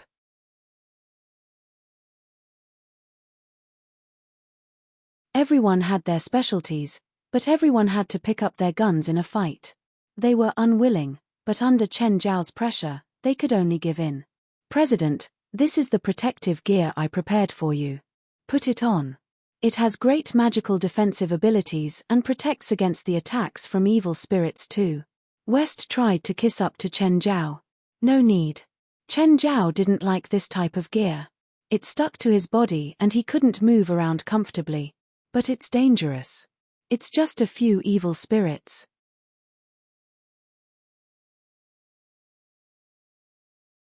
What's so dangerous? It's not just a few evil spirits. Mr. West, since the president doesn't want it, why insist upon it? Worcester said pointedly. Chen Zhao glanced at him. This Worcester had been sarcastic the first day he got here. He was also the finance guy. Chen Zhao bet his name that he had some corruption problems. Everyone got into the organization's bus. It was probably the most expensive piece of property that the organization had. Chen Zhao got in and the bus started off soon. It smelled like mold and the seats all had a layer of dust. As the bus drove off, everyone's heart was pounding. They all knew how terrifying the evil spirit group in Mapleville was. Even more, they knew how dangerous this mission was. West got up from the back and took out a bottle of water from the box in the front. This is recovery potion. It can replenish a portion of your magic. Everyone take 1 bottle to use when needed. What? They even have recovery potion? How come it's like going to play some hidden level? President, this is yours. You're strong, so I prepared 2 for you. No need. Chen Zhao shook his head. The bus drove for half an hour and stopped outside Mapleville. Here. Chen Zhao was surprised. This was Mapleville? Wasn't this the place that he'd come twice in the past few days? Pamela's home was here. He'd thought it was some super scary place, But it was just this slum town. West went over to pull on Chen Zhao. President, we're here. Oh, coming. As soon as he got out of the bus, Wooster bumped into Chen Zhao. Something in his hands splashed onto Chen Zhao. What are you doing? He flicked at the liquid on him. It was odorless, but it felt sticky. Sorry, President, Wooster quickly apologized. I didn't see you get out.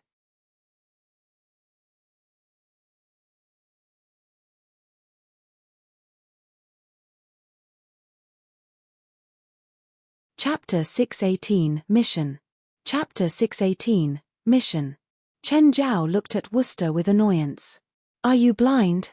Sorry, President. Chen Zhao waved his hand. Whatever. Jolag, go set up the trap. Yes, President. Jolag deftly began burying bombs. These magic bombs were quite powerful. They were destructive for both regular people and spirits. After he finished with the trap, the sky started darkening. President, I finished setting up the trap. Okay. Go eat something good, and after you all finish eating, go in. Be careful. President, you're not going? I have to stay to control the trap. Someone has to stay. President, I can deactivate the bombs too, actually. I can too. Me too. I'm the president. I have to stay back because if the plan fails, I have to take care of the mess, Chen Zhao said matter-of-factly. Have any of you seen the big boss at the start of the game? Everyone grumbled inwardly. Chen Zhao made it sound honorable, but it couldn't change the truth. He was scared. He wanted to shrink back like a turtle. Chen Zhao looked at the time. It was already past 7. Okay, go on in. President, I'll miss you. West latched onto Chen Zhao. Fuck off. Chen Zhao kicked him aside. By now, the sky was already dark. The entire Mapleville was pitch black. Everyone entered the neighborhood. Okay, West said. Everyone spread out and throw a flash bomb at a house and then run. Flash bombs were the best at infuriating a spirit. Not only were they useful against humans, they also worked for spirits. After the spirit lost vision temporarily, they'd regain their vision gradually and then become furious. But the process of them regaining their vision gave them enough time to escape. This was also part of their plan. Everyone, match times, West said. 7:50. Be careful and keep in contact, West said. There's only one chance for the trap. We have to lure the spirits toward the trap at the same time and bomb them all at once. If there's too much time in between, then we'll still have to face a large number of evil spirits. Okay, we understand. West looked toward Beer. Beer, you're the slowest, so you take this area. It's the closest to the exit. If you don't have time, use your strength magic. More, you take that area. You can use your cloning to attract attention. West was quite experienced, so he assigned tasks for everyone. West, I think you should keep being the president, Wooster said. Instead of finding a coward who doesn't do anything. Everyone agreed now. West furrowed his brows. Okay, everyone has their own area. Spread out and start at 8 o'clock sharp. It's them again. Are they here to look for death? Pamela saw the supernatural organization through her window. She wasn't unfamiliar with them. Even though she hadn't interacted with them before, she knew that they'd come to Mapleville many times and fought with the evil spirits. However, they were just average. It was a feat if they could kill 1 or 2 evil spirits each time. They fled immediately if there were more. Tick, tick. When 8 o'clock arrived, Balia smashed something into the window. What's that? Boom. In an instant, the sharp light blinded Pamela. My eyes. I'm going to kill her. I'll kill that little bitch. Balia ran immediately. She went next door and threw another flash bomb. Howls came out of the house immediately. Similar scenes replayed in every corner of the neighborhood. Balia flew past one area and tossed a bomb into a dozen houses. With a whoosh, an aggressive evil spirit broke out of a house behind her. Bitch, I'm gonna kill you. This evil spirit was 2 or 3 times bigger than usual. He was like a small giant. Balia ran back in fear. While running, she yelled out, I'm pretty much done luring. When can I run back? Balia, you're the deepest in. You can start back now. I'm almost done too.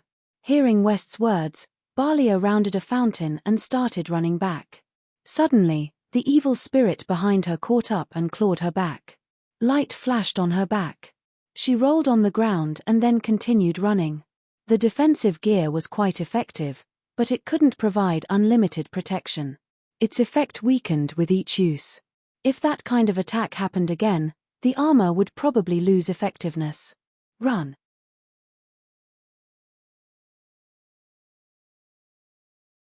There was a large group of evil spirits behind Beer too. There were even more than behind Balia. Old Beer tossed his cane away and ran for his life. As he ran, his body enlarged. Finally, he was like a small giant as he rushed toward the gates. At that time, the others caught up too. They also had a large group of evil spirits behind them. They weren't very strong, but they were all great at luring monsters. The evil spirits were grouped together now. They covered the sky and moon, howling and screaming. It was like the end of the world. These rookies had never seen anything like it before. Everyone was about to piss their pants. Suddenly, there was a pained scream. Evil spirits caught up to Moore's clone.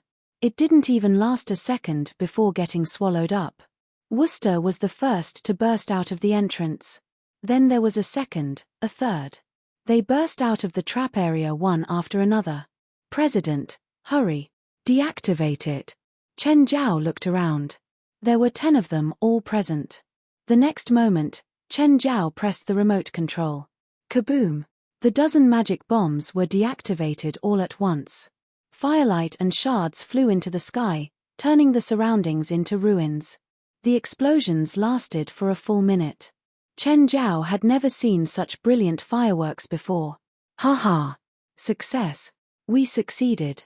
Everyone was extremely excited. They'd killed so many evil spirits. None of them could survive such an intense explosion.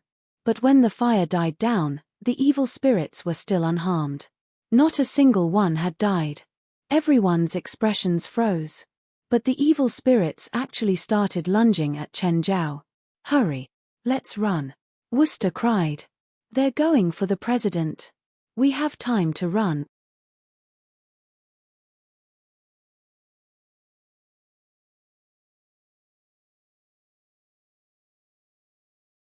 Chapter 619, Nobody Can Leave Before Explaining.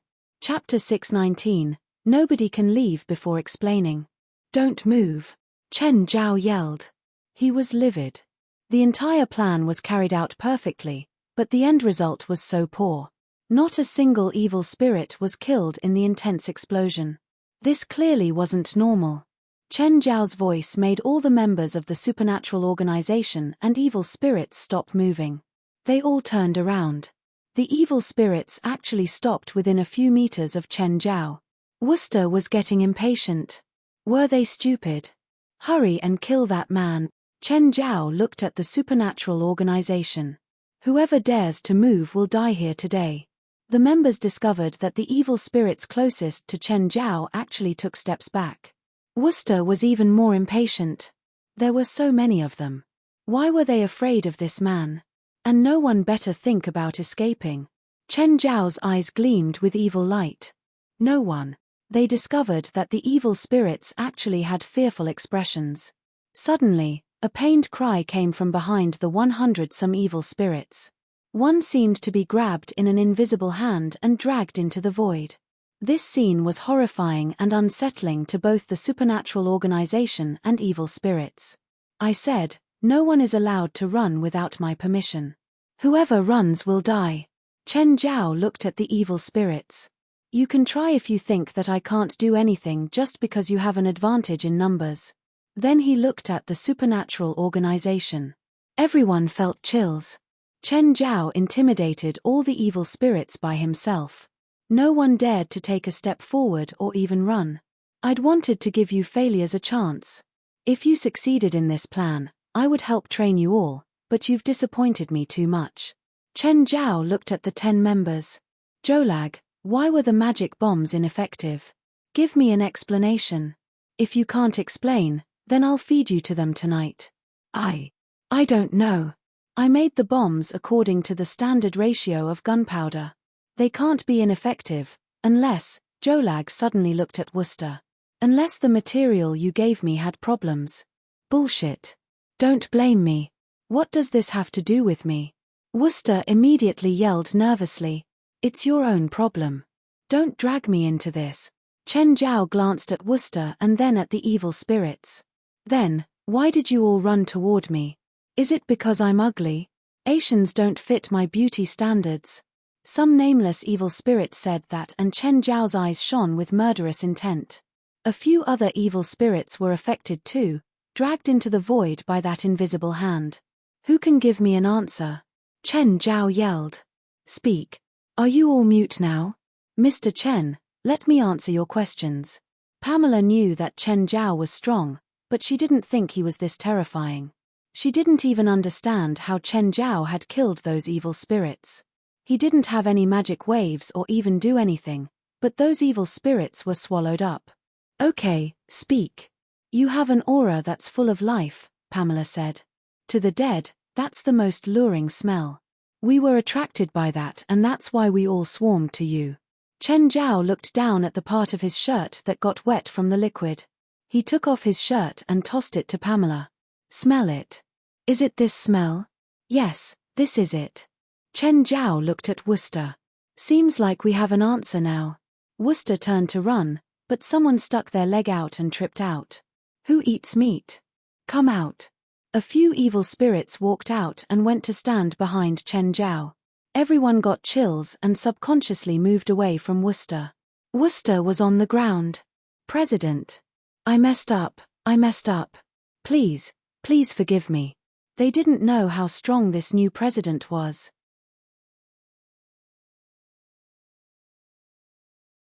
But they knew that he was definitely more than 100 times scarier than the other presidents. Why did you do this? Chen Zhao looked at Worcester. Because you want to check the records. It suddenly dawned on everyone. No wonder he tried to provoke everyone whenever Chen Zhao wasn't here. It was just because Chen Zhao wanted to check the financial records. Did that mean that Worcester had stolen most of their budget? This infuriated everyone.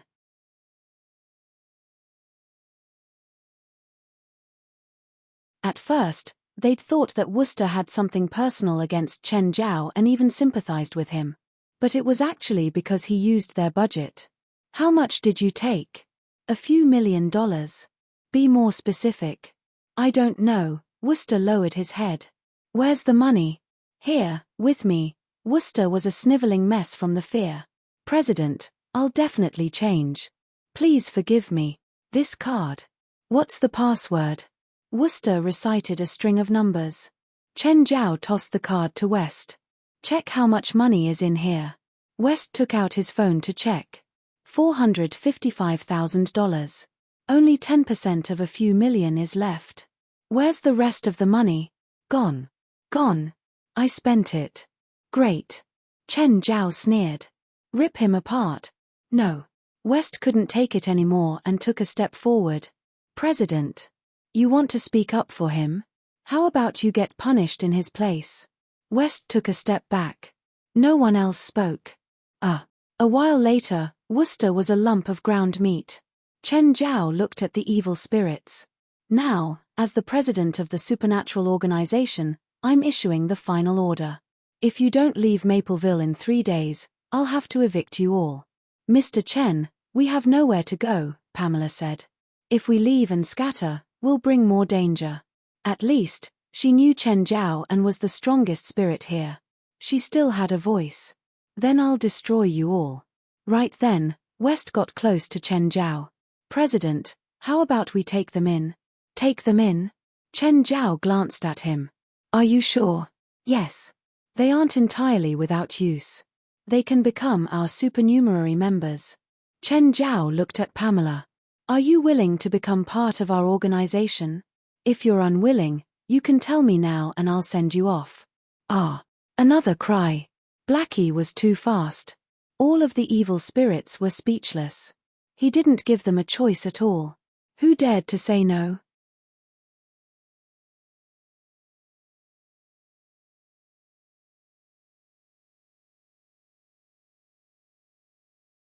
Chapter 620 Relic. Chapter 620 Relic. West, when we go back, help me write up some rules. In the future, we'll do things according to the rules. The first one is to listen to the president's orders no matter what. Everyone was speechless. Did he have to be so blatant about giving himself more power? If he said so privately, they wouldn't have been able to do anything even if they found out. But now that he was saying it in public, they still didn't dare to say anything. But they felt depressed inside. What did it feel to have more than 100 evil spirits stuffed into a minibus? Even though spirits didn't have a tangible body, there were still 100 of them stuffed in there. It was still very terrifying. Is there room for us to keep so many evil spirits? We have money now, West said with flushed cheeks. We can move locations. Move? Did I agree? Chen Zhao glared at him. You want to move just because we have some money now. Do you think the organization is yours?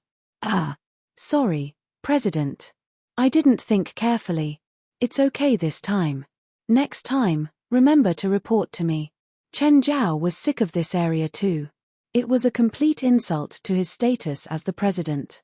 If anyone asked him who he was, and he said he was the supernatural organization's president, and they asked where he worked, it would be too embarrassing to say that it was some ghetto. President, do you have any requirements for the new headquarters? First, it has to be big. At least big enough for so many new members. There needs to be a kitchen, Jolanash added from the front seat. A shower room, Balia said. Everyone looked at her. They'd all seen Balia's strip, no, war dance before. They shouldn't overthink. Shouldn't overthink. And a playground, Moore said. No, Chen Zhao said without hesitation. How old are you and you still want a playground?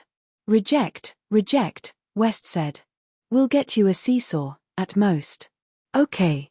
Notify me immediately after choosing the location for the new headquarters. Chen Zhao looked at Pamela.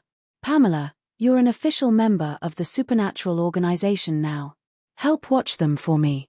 Remember to tell me if anyone causes trouble.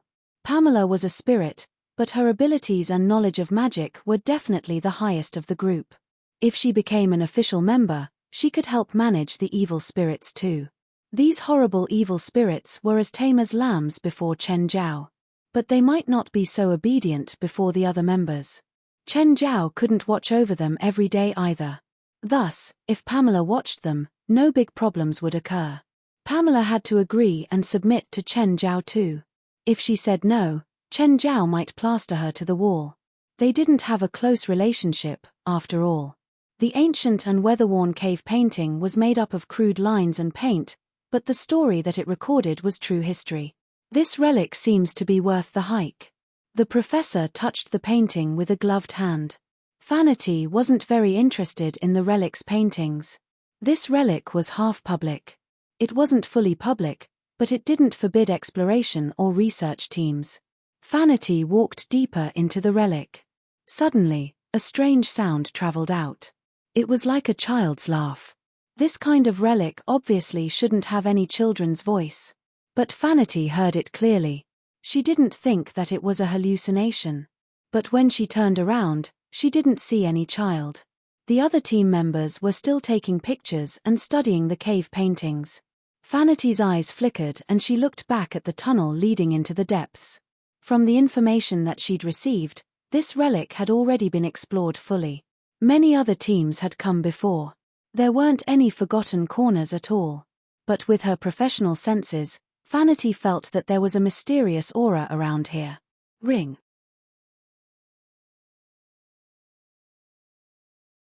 Suddenly, Vanity's phone rang. The sudden ringtone shocked everyone in the relic. Vanity answered the call. Hello, is it Vanity? Yes, it's me. Professor Pitts wanted me to send some information to you. Can you give me your email? Sure. Where is Professor Pitts? He went out to see. See? Why? Vanity was confused. She'd worked with Pitts for many years. Pitts had come to this relic before too and then kept egging her on to come to look.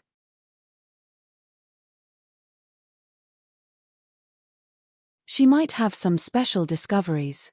Now that she'd come, Pitts went out to see. Didn't he hate going out to sea? Why did he go now? Sorry, I don't know either. I'm just his student, but Professor Pitts said that you'd understand. Understand? Understand what? Vanity was utterly confused. After she ended the call with Professor Pitts's student, she received the information sent to her. She opened it. How come it was all pictures of this relic? What was this for? Mr. Stylin, can you come here? Stylin was a very knowledgeable scholar on her team.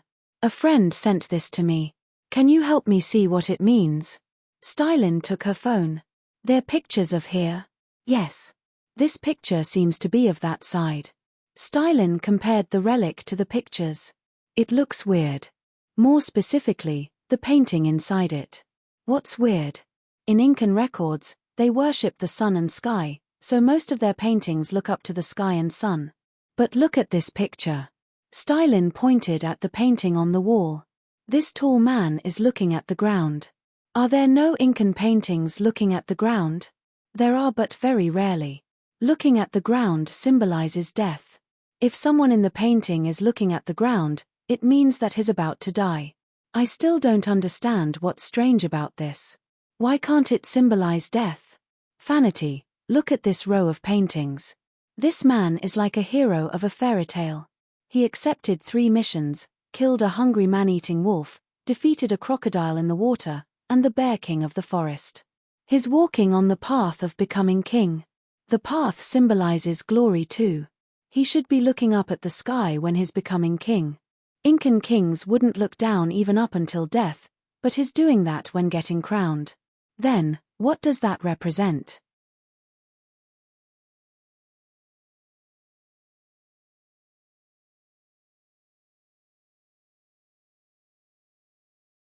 Chapter 621, Rufford's Personal Record. Chapter 621, Rufford's Personal Record. Belief, Stylin said. This is an unusual ruler. He didn't believe in the sky or the sun. He believed in the earth and death. And then, the story ends here, Stylin said. Vanity turned in confusion. Earlier, she heard that child's laughter again. This made her feel that she was going crazy. She looked around. Leader. Huh? What? What's wrong? Are you okay? No, I'm fine. Vanity shook her head. Can you tell what the significance is of these pictures my friend has sent me? It should be the key point of this relic.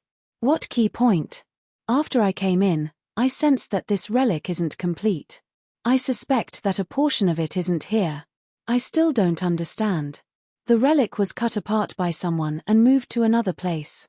The wall paintings here actually point to where the other part is. Moved to another place? How can such a big relic be moved? Rather than move, you could say that it was built elsewhere, Stylin said. It's possibly due to the environment or political reasons at that time, making it impossible for the relic to be continued to be built.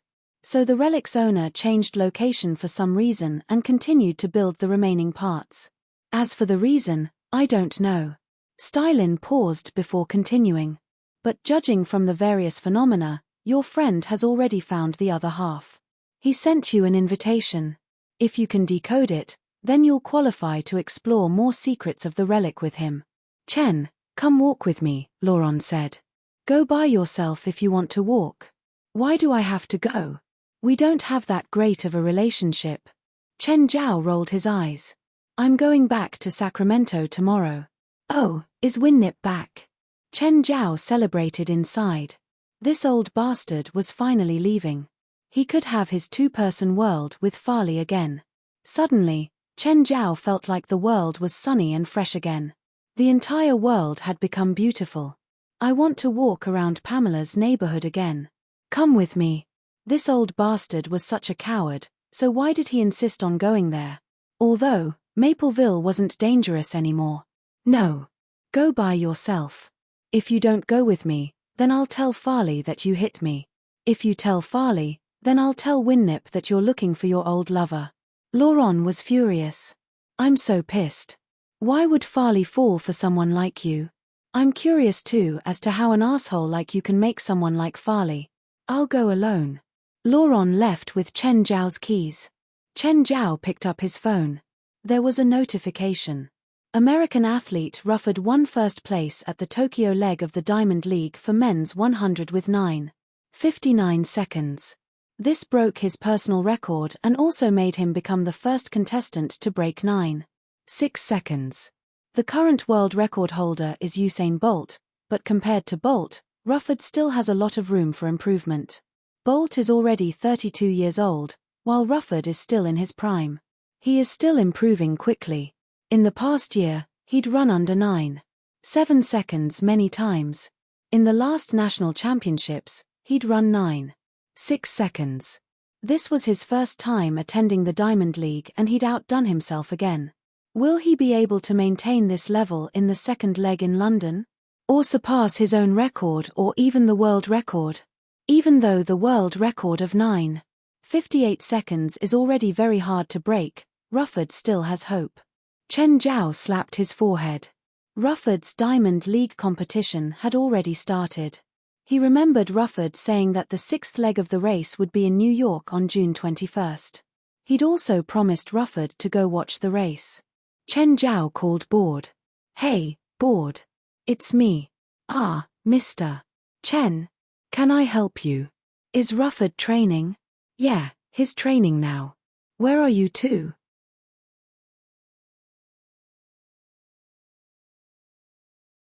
We're in London right now. We came early to get used to the track environment. Oh. Rufford's condition is pretty good recently, right? Very good, Mr. Chen. You saw the news of him winning Tokyo, right? Yeah, I saw it, Chen Zhao answered. Tell him that I'm happy about his current condition. Okay, I won't bother you anymore. The more successful Rufford was, the more he earned. Rufford was starting to make money now. In the past 3 months, he signed 2 endorsements.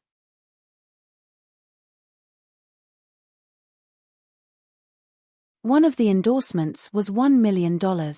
This price was still far from a true superstar's level, but it was a good sign for Chen Zhao. What was a superstar or a track runner? One race could create a superstar. It was the same in both America and China. If Rufford could break a world record, the media would naturally turn him into a god. This wasn't like basketball or soccer players who had to prove themselves with an entire season or more. A top athlete star would earn at least $10 million. In a luxurious manner. I'm sorry, Mr. Talist. I can't go to your party tonight, I'm sorry. It's okay. I understand, Talist answered politely. As soon as he hung up, another call came in. Hi, Mr. Talist. I'm sorry, I can't go to your party tonight. 20 minutes later, Talist was about to smash his phone down. 5 people who'd agreed to come to his party had declined the invitation in the past 20 minutes.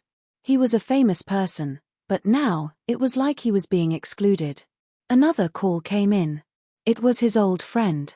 Angus, you're not calling to say you won't attend my party tonight, right? Hey, Talist, how did you know? Can you tell me why? I got Rasfar's invitation. You know that Rasfar is my enemy. You should support me.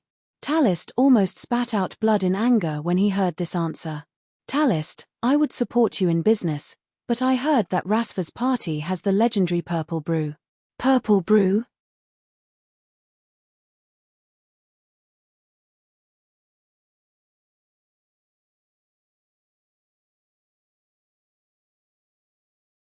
Chapter 622, Value. Chapter 622, Value. What's Purple Brew? Talist asked in confusion. You don't know? Angus said. It's the practically legendary wine. Oh, I remember. Is it the magical wine that apparently saved all the elites at the Hilda Hotel last time? Yes. Talist was even more pissed. Even though he and Rasfar were equals in the company, they still competed in terms of abilities, connections, and wealth. This time, His party was rejected by many guests and they instead chose to attend Rasfa's party. This was a provocation or even a declaration of war to him. That night, Talist discovered that practically no important guests had come. He was so furious that he smashed everything in his bedroom. It wasn't just a party. To upper-class elites like him, the guests at his party could reflect his identity and status. Like today, only some nobodies had come. This was like humiliation for him. It would be all right if 1 or 2 people didn't come. But practically no important guests had come today, so what would the 1 or 2 important ones think? They would think that Talist's power had weakened and was abandoned by his allies. On the other hand, everyone running over to Rasfa was also a great blow to him. Parties were important for strengthening and expanding connections too. One party might not be able to represent anything, but what about 2, 3, or 4 times? Regular people would grow apart if they didn't meet for a long while, let alone interest groups. They also needed all sorts of gatherings and parties to maintain their relationships. Talist called Angus again late at night. "Hi, Angus. It's me, Talist." "Oh, Talist, what's wrong? How's Rasfa's party? Do you want to hear the truth or lie?" "Truth, of course. It's an addictive wine. It's amazing." "You're saying that he drugged it?" No. It's completely the wine's own attraction. It's hard to describe. I've never drunk such a mesmerizing wine. It's filled with fantasies and it has a faraway and exotic taste that makes me. As Angus started talking about the purple brew, he started rambling endlessly. Angus grew even more furious. "Enough. I don't want to hear your bullshit. Why are you yelling at me?" Talist realized that he'd lost his temper. Angus was his important ally in the company. The man was the 3rd largest shareholder in the company. Talist was able to compete with Rasfa in the company due to the support of Angus and other shareholders. They didn't have a vertical relationship. He didn't want to lose this ally due to this. "Sorry, Angus. Is that wine really so tempting? Can it make people lose their minds?" "No, it's the opposite. It can make you more clear-headed. It's just so magical." Angus started rambling again. He could feel Talist's feelings too. "To be honest, if Rasfa provides this wine again and you hold a party too, I'll choose him too. Sorry. This isn't about interests. The wine is just unforgettable." Talist wasn't stupid. If Angus kept attending Rasfa's party, who could be sure that he wouldn't lean towards Rasfa? "Do you know the wine's background?" "No. I asked him too, but Rasfa wouldn't answer. The others answer vaguely too. They say that it's from an Asian winery clan." "That damn Scrooge," Talist growled through clenched teeth. "Is there any way to get information about the wine from him?" "I can't. He's really guarded against me, as you know." Soon, there was a trending line among the wealthy of LA. "Don't hold a party without purple brew, or else it'll be very boring." It was an incredibly proud thing to be able to host a party with purple brew, even if each person could only get 1 glass. Rasfa's friend pulled on him with a livid expression. "Rasfa, you've already thrown 3 parties. Each time, you say you ran out of purple brew, but then you can take 1 bottle out for the guests. You're obviously lying to me."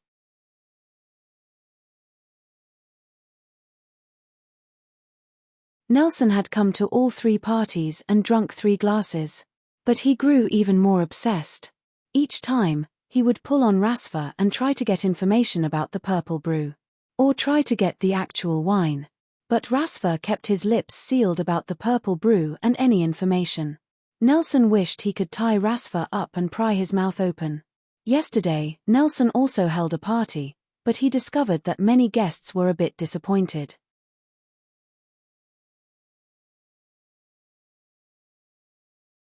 One friend even asked why he didn't have purple brew. Nelson almost exploded. Why didn't he have purple brew? Didn't they know how precious that wine was? Nelson didn't lack money. His company's total value was 20 times that of Rasfa. He also had a small portion of the film industry. But Rasfa, someone who worked in entertainment, had something that he didn't. This was an insult to Nelson. "Nelson, I got this bottle today and I hurriedly called everyone here to taste it. Doesn't this show my sincerity? Being invited to taste the purple brew was completely different from having one's own bottle and inviting friends to taste it. Rasfa, just tell me. What price are you willing to sell it for? Nelson, I really don't have any more. I heard that your company will screen a movie in July. I can help you add at least 500 theaters. Rasfa arched an eyebrow. Stephen's new movie was airing in July. But Stephen also came to complain that there wasn't enough time and there weren't many theaters. Nelson, I'll try my best to get you a bottle. How long will it take? I can't promise you. You don't have any in your house. You can search me. If you find one, I'll give it to you for free. I'm hosting an important guest in 3 days. I hope I can get a bottle by then. Any price is fine. You know that I don't care about money.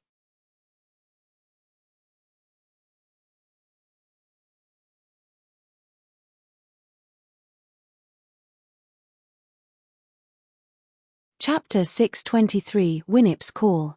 Chapter 623 Winnip's Call. Ding. $2 million have been transferred to your account 45 ****. Your current balance is $3,922,441. 15. If you asked Chen Zhao what was the best thing in the world, it would be watching his current balance keep raising while he was saving up money. He picked up his phone and kissed the screen. It was close to $4 million in savings. He counted as a rich person now, right? Of course, the happiest thing was that Laurent finally scrammed.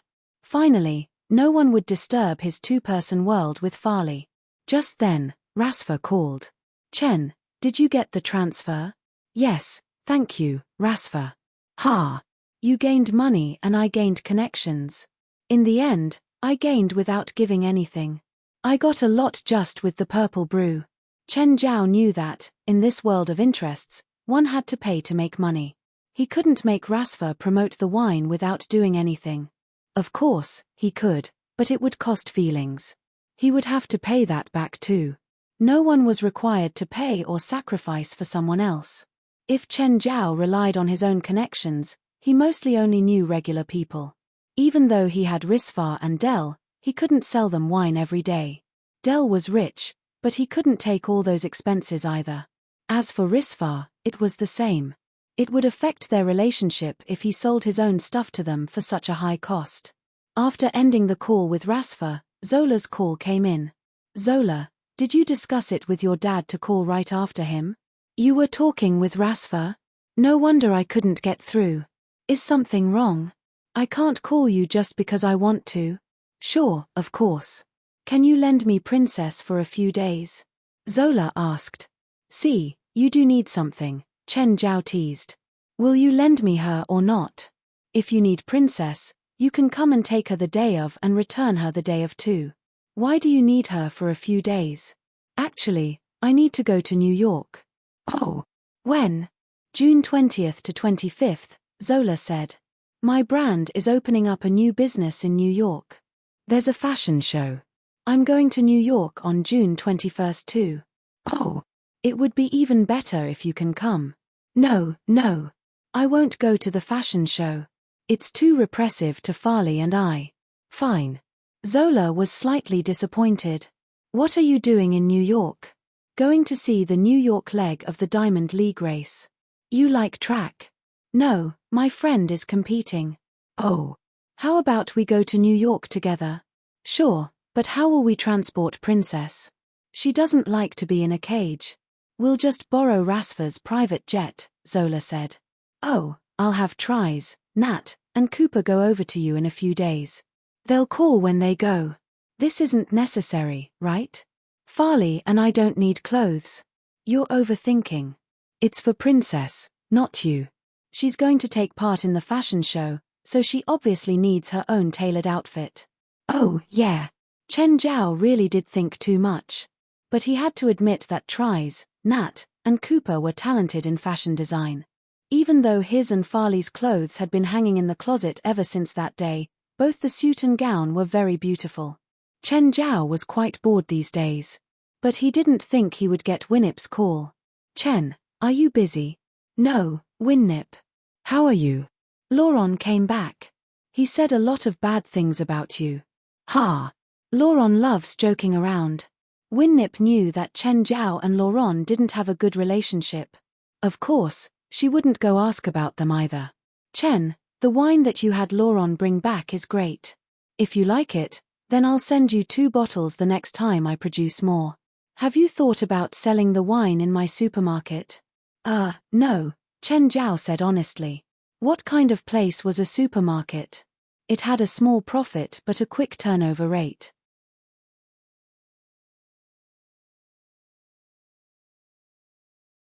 There were some luxury items, but the highest price was only a few $10,000. How could he sell $1 million wine there? Chen Zhao wasn't crazy. Of maybe Winnip didn't know the price yet.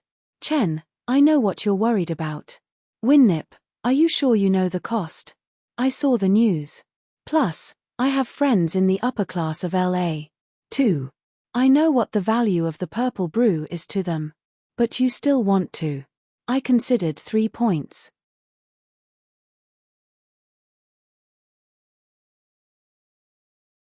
First, this allows regular people to learn about the purple brew. Even if they don't get a chance to taste it, if you put it in my supermarket, they'll be able to see the bottle and produce many fantasies about it. Second, it'll obviously attract more customers. Third, it's the most direct benefit. You'll supply my supermarket a collector's edition of the purple brew and set a price that no wealthy person would buy. This would produce an even bigger uproar. Chen Zhao considered it. You said to set a price that no wealthy person would buy. What price is that? $99,999,999. $100 million. No wonder Winnip said no one would buy it. Even people he knew, like Rasfa or his own mother, wouldn't pay for that. Instead of something to be sold, it was more like an artifact. But then, Chen Zhao got another idea. What if he combined the purple brew with the spring of youth? Would that combined effect qualify for that number? He could try the effect first. Winnip, I can't give you an answer now. I have to modify the wine. I can't just change the label and multiply the price. Chen, no one will buy it anyway. But what if someone does? What if the customer finds out that the collector's edition is the same as regular purple brew? This isn't a regular name brand bag. This is $100 million.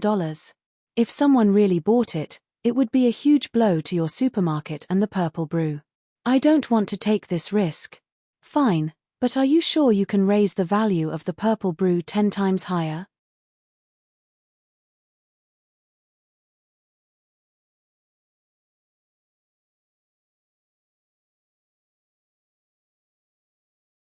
Chapter 624, Wine Worth $100 million. Chapter 624, Wine Worth $100 million. Chen Zhao went straight into the river map.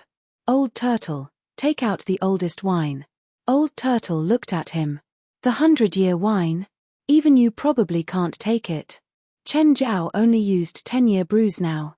Wine that was put here for 10 days were basically all 10-year brews. For regular people, 10-year brews could make one shed tears. But it wasn't very effective for people with magic. Last time, Chen Zhao took a sip of a 50-year brew and slept for 20 full days in the river map. Regular people didn't have to drink it. They could get drunk with just a whiff. As for the 100-year brew, Chen Zhao wasn't sure what would happen if a regular person took a sip. They wouldn't die though. Plus, the spiritual qi in the wine was very beneficial for the body. Old Turtle took out a bottle of 100-year brew and placed it before him. Chen Zhao didn't even drink it. Just smelling the fragrance made him feel like he was floating. It wasn't like getting drunk. He felt truly awake and clear-headed. The moment he opened the lid, the fragrance poured out like a fountain. Chen Zhao grew dizzy and fell to the ground, asleep. Hey, wake up. After a while, Chen Zhao was woken up by Old Turtle. How long did I sleep for? How many days? If you want to sleep, go outside, Old Turtle said. Don't sleep here. Chen Zhao pursed his lips. After waking up, he felt refreshed but also like he didn't sleep enough. If Old Turtle hadn't woken him up, he could probably sleep for another month. Old Turtle, put in a drop of this. Chen Zhao took out a few drops of the Spring of Youth and placed it on the lid. Then he ran 100 meters away so he wouldn't get affected by the wine again. Do you have to run so far away? Old Turtle looked at the Spring of Youth on the lid. Hey, this combined the essence of the mountain and shine of the sun and moon. It's quite a nice treasure. With that, the Old Turtle opened the 100-year wine. Even though Chen Zhao was 100 meters away, he could still smell the heavy fragrance. He started getting dizzy and had to run back some more. But after Old Turtle added in the Spring of Youth, a gust of almost tangible spiritual qi poured out. Great wine, great wine. Old Turtle poured the wine into his mouth. Chen Zhao was in pain. That was the Spring of Youth. He'd already used up a lot and only 1/3 was left. Old Turtle drank it all in one gulp. He smacked his lips. This wine is indeed incredible, but a mortal can't drink it. What will happen if they do? Their spirit will be washed clean by the spiritual qi and become an empty shell. Chen Zhao was shocked. That serious? Yeah. What did you pour in earlier? Spring of Youth. The Spring of Youth is quite effective, but you can't mix it with 100-year wine, Old Turtle said. Even you can't drink it, let alone regular people. Then what can I do if I want to improve the wine's quality but still have regular people accept it? Easy. Old Turtle took out another internal alchemy stone. He didn't know how many house-sized internal alchemies he actually had. He scraped the thing, creating a layer of powder. He mixed it into the wine and shook it. Now, add another drop of Spring of Youth. Old Turtle added in a drop. Done. That's it. What more do you want? Old Turtle rolled his eyes. This wine is the best thing in the world for most people who are in a slump. If you use it often, it can nourish your body. You won't age and a regular person's ailments will all disappear. There are no side effects other than sleeping for 3 days and nights. Chen Zhao took a sip of the 100-year wine. He started swaying, but it didn't hit as hard as the wine earlier. The wine was quite intense, but it was still acceptable.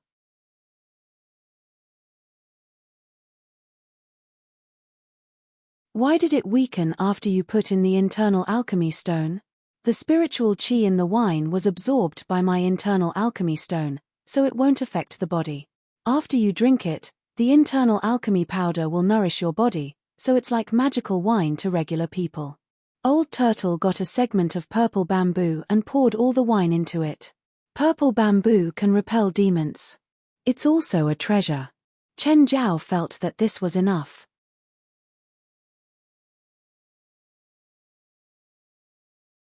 To be honest, he hoped it could sell, even though he knew that it was impossible and just a daydream. Suddenly, Chen Zhao had an idea. How about we call it Daydream? Not bad, quite interesting. Old Turtle's finger moved and he carved some ancient-looking words onto the bamboo. Purple bamboo, Daydream. After exiting the river map, Chen Zhao called Winnip. Winnip, have Karim, Kane, and Howard come to LA. And take the wine I made back. Chen Zhao didn't dare to ship the wine to Sacramento. If anything happened along the way, he would cry. Is there something special about it? It's good for your health, Chen Zhao answered simply. He didn't dare to tell Winnip directly. If Winnip herself was tempted and wanted it, Chen Zhao wouldn't be able to supply her. After all, it contained the Spring of Youth. Okay, I'll have them 3 go to LA. After Chen Zhao hung up, West came to his house without warning again. Chen Zhao came out of the door. How come you're here again? President, we've decided on a location for the new office for the supernatural organization. Please come take a look. Okay, let's go. Chen Zhao got into West's car and he drove Chen Zhao to the suburbs. It's this far from the city. President, we have more than 100 evil spirits now. It's inconvenient to stay in the city. Okay, that makes sense. After driving for more than an hour, a forest appeared. Chen Zhao frowned. This far? We're almost there. As soon as he spoke, Chen Zhao saw a huge grey building deep within the woods. The building looked quite old. It was like the foreign buildings in Shanghai from the 1920s or 30s. President, this is our office from now on. What do you think? How much is the rent? Rent. President, I bought this place.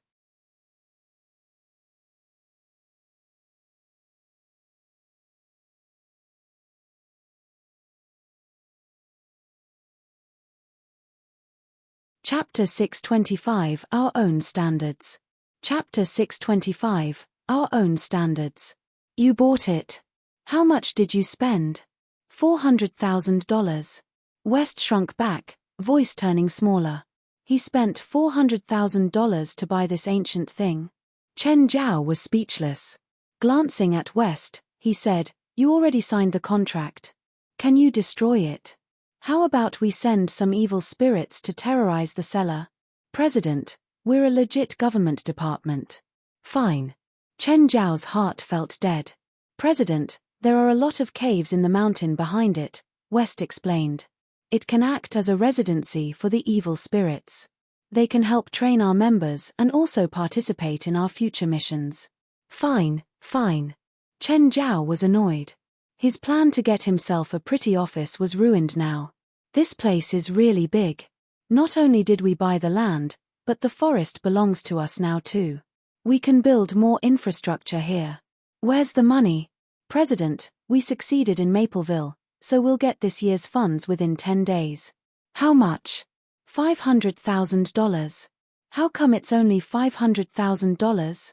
Didn't you say we get a few $1,000,000 each year? The funds are given per season. Then, won't they compensate us for the missing funds from before? President, you're overthinking. Let's go take a look. Chen Zhao took in the headquarters. Even though the building was old, it was quite big and had quite a lot of rooms. There was a big yard in the back. A group of people were practicing magic there. How about no? Chen Zhao felt annoyed when looking at his subordinates. I think that we should find our own profitable business, Chen Zhao said seriously. Such as licensing or something. We can evaluate supernatural figures and charge them for it. What? Is my suggestion bad? Chen Zhao glared at West. West forced himself to look at Chen Zhao. Good, it's obviously good, but we don't have any standards. Then, create a standard now. President, are you serious? Yeah, do I seem not serious? No one had ever evaluated supernatural figures. West found it weird. Plus, their committee wasn't a really authoritative organization either. How could they rate others? Jolag, come here. President, you're calling for me? Can you make a tool for measuring magic? What? Can you or not? Jolag thought about it and said, Technically, I can, but I've never tried it before. Then, try it.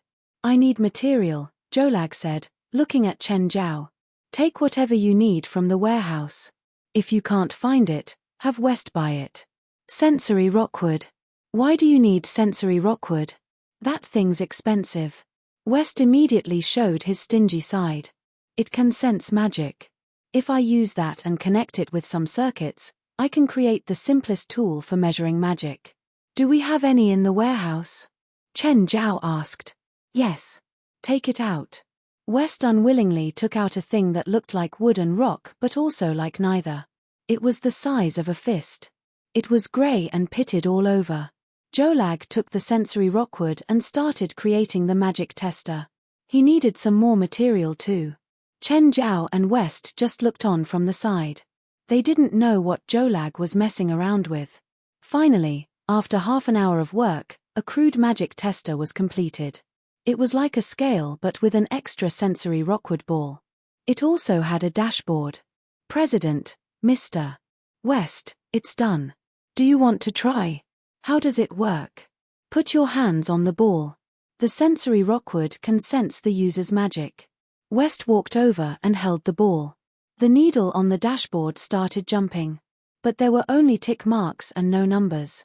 Why aren't there any numbers?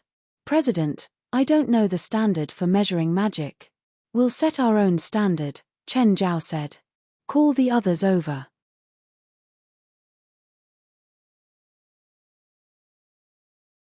We'll discuss it together. West saw that Chen Zhao seemed to be pretty serious. He didn't look like he was joking at all. After everyone gathered over, West explained to them. Chen Zhao suddenly thought of something.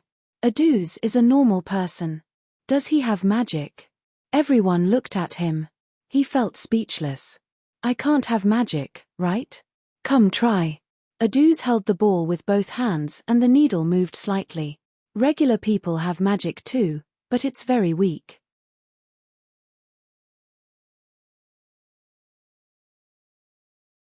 How about we use Aduz magic as the standards one? Chen Zhao suggested. No one had objections. Chen Zhao was right, no matter what. Everyone was quite interested too. They wanted to know what level they belonged to with their skills. Jolag made some slight changes to the tool and quantified it. Finally, after the second revision, Mana Tester 1.0 was officially complete. Aduz measurement was 1. He would also be the standard. The full name of the quantified magic value was Aduz Standard Mana 1. Who'll try first? Chen Zhao looked at everyone. I'll go first, Jolinash said. She walked forward and held the ball. The needle shot up instantly and finally stopped at 75. Jolinash looked around. She wasn't sure if her mana was high or low. Balia was second. Her mana was 95. Jolinash wasn't happy. Someone had higher mana than her. However, Balia wasn't a fighter and her combat abilities weren't as high as her, so she could manage to accept this. Third was the old man Beer. His mana was 102. Jolinash's face darkened, but okay. He was old, so it was normal that he had higher mana. Fourth to test was Moore. His mana was 74. Fifth was Morid. His mana was 76. West, 85. Jolag, 58. Patilu, 40. Engelite, 99. Aduz, 1. Jolinash was unhappy. She realized that her mana was only second tier. But now, everyone looked at Chen Zhao.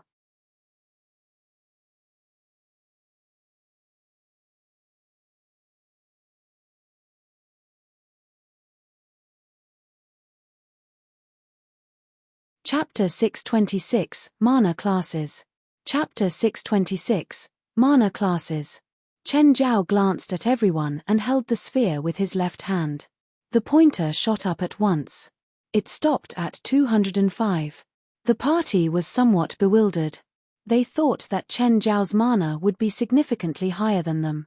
But 205 was lower than what they had expected. Why is it only 205? Weird. Chen Zhao's combat power was unquestionably much higher than theirs. But his mana was not. President, try using both hands. After thinking, Chen Zhao put his right hand there too. Immediately, the pointer jumped and reached the limit of 500.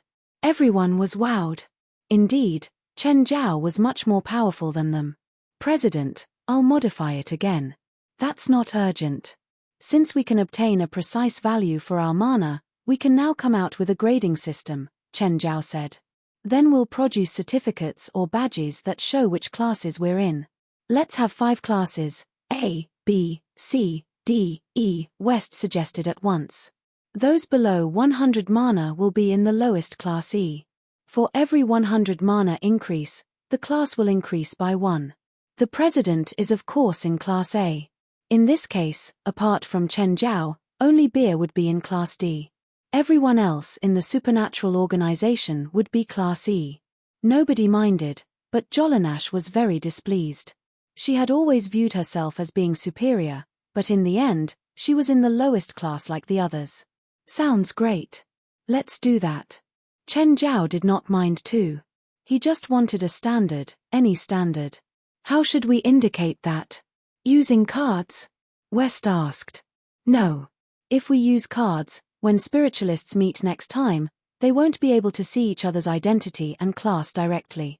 Do you want them to take out their cards and be like, "Hi, I'm a Class D spiritualist. Hi, I'm a Class B spiritualist. Nice to meet you." Don't you think that's too awkward? Then how? Brooches. Isn't that awkward too? Rings, Chen Zhao said. Ah, rings. If we use ordinary metal, it'll affect the release of magical power, but it's too expensive to use magic metal. Chen Zhao had an idea. He had many raw materials from hell.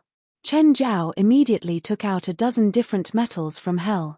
Everyone was clearly surprised by the sudden appearance of the items. They had no idea where Chen Zhao had hidden them. Take a look. Which of these can be used to make rings that won't handicap spiritualists? That's so many magic metals. What are those? I've never heard of them before. Jolag and Patilu had some understanding of magic materials. But they had never heard of the materials that Chen Zhao had just taken out. Don't worry about where I've gotten them from, Chen Zhao said lightly. Take it as my contribution to the organization. Since Chen Zhao became the president, he had basically not contributed anything. It was his first contribution to the organization. Anyway, he would not really have an opportunity to use these magic metals. He might as well donate them here. President, can we use these metals whenever we like? Jolag stared at Chen Zhao, his eyes glittering. Many of them can be used to craft magic weapons. Sure. Ask West for approval first. President, if someone wants a class assessment, how much do we charge them? Flat rate, $1,000. We'll also give them a corresponding ring. Will anyone come for a class assessment? Dunno. Go and advertise it, Chen Zhao said casually. He did not have to do anything himself anyway. It was like how a boss issued a casual order and the workers could work to death because of it. West seemed upset. What could he do, given that Chen Zhao was the president? Moreover, he was the one who had invited Chen Zhao here. Also, give those evil spirits some class assessment too. The supernatural organization had been organizing their HQ these few days.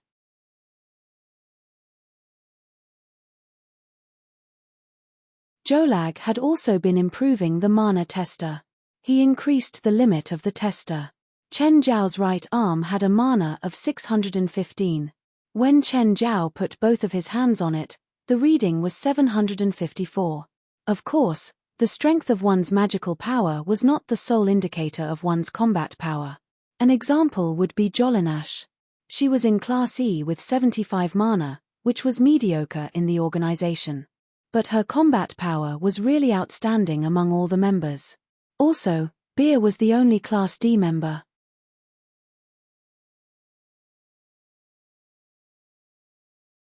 But he was only a 10-second man. After 10 seconds, he would become a burden. Moreover, he would habitually sell the wine before its time. Sometimes, he might be done in 3 seconds. Chen, I have an ordinary client for you. 10,000. Now, Ethan would only give Chen Zhao clients whose pay was over 10,000. It was not little. In fact, most people could not earn 10,000 a month. Chen Zhao had also passed the times when he needed to expand his social circle and increase his reputation. After receiving the address, he went straight to the client's house. It was an apartment. The location was pretty good, so the client must be rich. When Chen Zhao reached, he knocked on the door. A man in colorful clothing and heavy makeup opened the door. Ah, are you the one who needs a doctor? Yes. You're the doctor. The man studied Chen Zhao with some contempt. Then, he continued in an odd tone, come in. The man turned around and walked off, wiggling his hips. Chen Zhao rubbed his forehead. Chen Zhao was not really homophobic. For example, Robio was positive and upright. It was hard to dislike him. However, Chen Zhao could not accept someone with such an attitude and appearance. While the man had the right to dress up however he liked, people had to socialize. Chen Zhao just found it distasteful. Chen Zhao entered the house and realized that it was rather messy. Cloths and drawings were scattered all over the place. On the few workbenches lying in the living room, there were many unfinished pieces of clothes. All the things here are very expensive. You better watch yourself, he said. Chen Zhao scanned the place but did not find anything that looked valuable. How may I help you? Chen Zhao asked. The man removed his hat. Chen Zhao covered his mouth and almost burst into laughter. The man looked fashionable, but he was actually bald.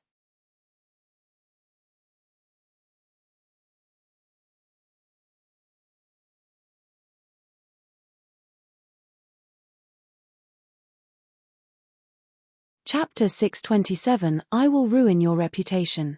Chapter 627 I Will Ruin Your Reputation. The guy didn't look happy. Don't laugh. Chen Zhao pursed his lips. Laughing at a patient was indeed impolite. But this kind of style clash made it hard for Chen Zhao to keep it in. He squeezed his nose, trying to suppress the urge to laugh. My hair keeps falling over the past few days, the guy said. Chen Zhao had him sit down and did a checkup. Does your father suffer from hair loss? Chen Zhao asked. It could be genetic and only passed through the men. No, the guy answered. He sounded annoyed and had a frustrated tone. Chen Zhao held a hand to the guy's forehead and looked around. What have you been eating recently? Nothing special. You probably have testosterone oversecretion, Chen Zhao said. I'll make a diet list for you. Eating according to the list can help recover your hair loss damage. I need to go back to the normal volume as soon as possible. You already lost hair. It won't grow back quickly unless you get a transplant. I heard that you're the best. I need the best service. But in the end, you're just a sham. Chen Zhao frowned. This Baldai was just looking for disappointment. Any normal person knew that, even if balding could be cured, hair couldn't grow back quickly. If he discovered the problem earlier, Chen Zhao could help curb the situation. But he was powerless against hair that had already been lost. He could only perform recovery treatment, mainly by changing the patient's dietary habits and reduce testosterone secretion. The man's body had to recover from the damaged hair follicles before new ones could grow out. If you think I'm unable to solve your problem, then I'll take my leave. Did I say you could leave? The guy looked at Chen Zhao. If you don't want your reputation ruined, you better stay here. I'd like to see how you'll ruin my reputation. Chen Zhao scoffed and went toward the door. Just then, the guy rushed over, blocking his path. I suspect you're a thief. Thief? Do you have anything worth stealing? Chen Zhao glanced at him. I have the original material for producing high fashion. If I say I lost it, then I lost it. The guy looked at Chen Zhao and touched his chest. Stay the night with me and I'll pretend this nothing happened. Otherwise, I'll make it impossible for you to stay in LA. Chen Zhao knew that some people were perverted, but he didn't think that he would meet one. And get sexually harassed. Crack. Fuck. Chen Zhao slapped the man. Stay away from me. He never imagined that he would get sexually harassed one day. But as soon as he went downstairs, he saw a few policemen walk toward him. Chen, it's you? David looked at him in surprise. Sharon was beside him. What do you mean? You're here for me. We received a call that someone broke into a designer's home and hurt him. Just then, the elevator behind them opened. The guy rushed out, holding his face. Officer, arrest him, arrest him. He robbed me and hit me. I need an ambulance. I need an ambulance. I need to get my injuries recorded. David looked at Chen Zhao. He could only extend his hands. What could he do? He couldn't attack the police, right? David handcuffed Chen Zhao and took him to the police car. Chen, what exactly happened? Chen Zhao was annoyed. You know what I do. I went to give him treatment, but he wanted me to stay the night with him, or else he would defame me. I slapped him. So, is this troublesome? David obviously trusted Chen Zhao. Don't worry. It's not troublesome. Someone like him must have done this before. We'll just need to look at the past records and it'll be easy to get things clear. He won't dare to go to court either. After all, this is a completely unplanned trick. Chen Zhao didn't need to explain too much with David.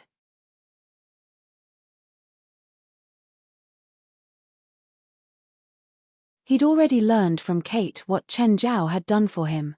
To take revenge, Chen Zhao had destroyed an entire criminal group. Just this made it worth it to help Chen Zhao no matter what. As for saying Chen Zhao broke in to steal, it was nonsense. David knew that Chen Zhao had a high personal worth. It was obviously impossible for him to go rob someone in broad daylight. Chen Zhao wasn't worried that he would get sued. He was just unhappy. He was harassed by a pervert and then framed.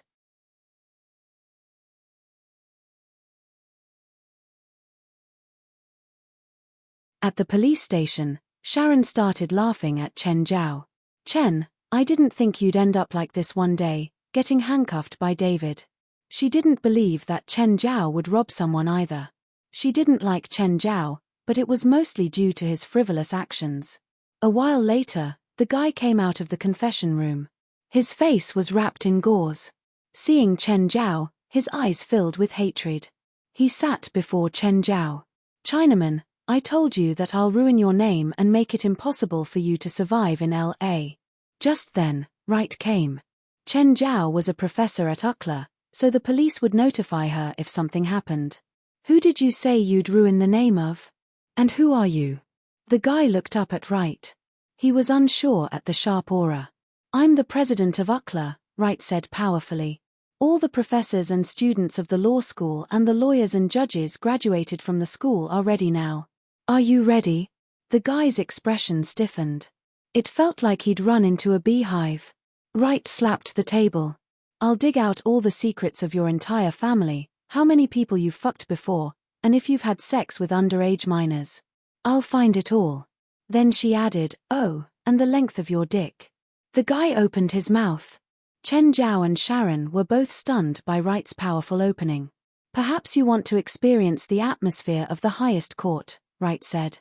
"I'll make you regret it for the rest of your life." The guy's face was gray. He didn't think that framing Chen Zhao would make the principal of UCLA pop out. Just then, another person came in. Kate walked in. "Hi, Chen." "Hi, Kate. He wants to sue you."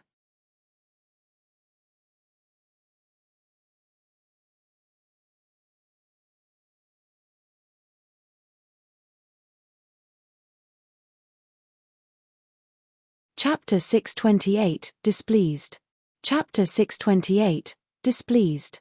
"David told you about it." Chen Zhao was surprised by Kate's arrival. Kate looked at the sissy.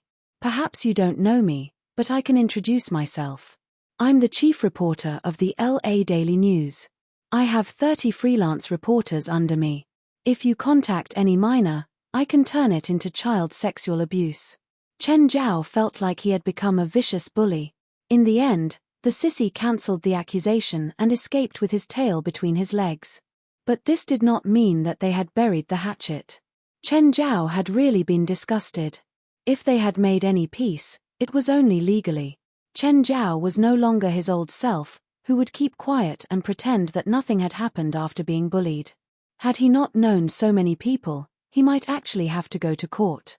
Regardless of whether he would be sentenced, it would be an unpleasant experience. David and Kate walked Chen Zhao out of the police station with teasing smiles. "Chen, to be honest, being harassed by a pervert is a special experience in life." "Exactly. Look, David's never been harassed before. Are you still my friends?" Chen Zhao was upset. "I'm leaving." "Let me drive you home," David invited. "Forget it. I'll get a cab, before you have another chance to mock me." Since David got injured last time, his relationship with Kate had been improving. Chen Zhao was pretty glad. At least he did not have to worry about them suddenly breaking up. Once Chen Zhao returned home, Farley came to comfort him. "Farley, why do you know about this too?"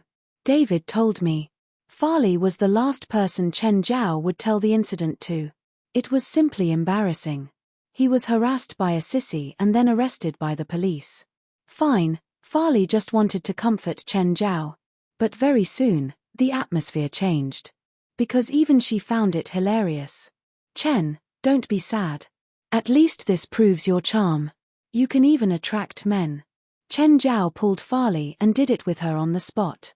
"Farley, do you want to go to New York on the 21st of June? Haven't you just been there? The Diamond League has a track and field competition in New York on the 21st of June. Rufford is taking part." Farley had seen Rufford before, but they were not close. On Leonardo's birthday at that time, Chen Zhao had brought them to watch Rufford's competition. After the match, Rufford had a short conversation with Chen Zhao's friends. However, they had not contacted each other since then.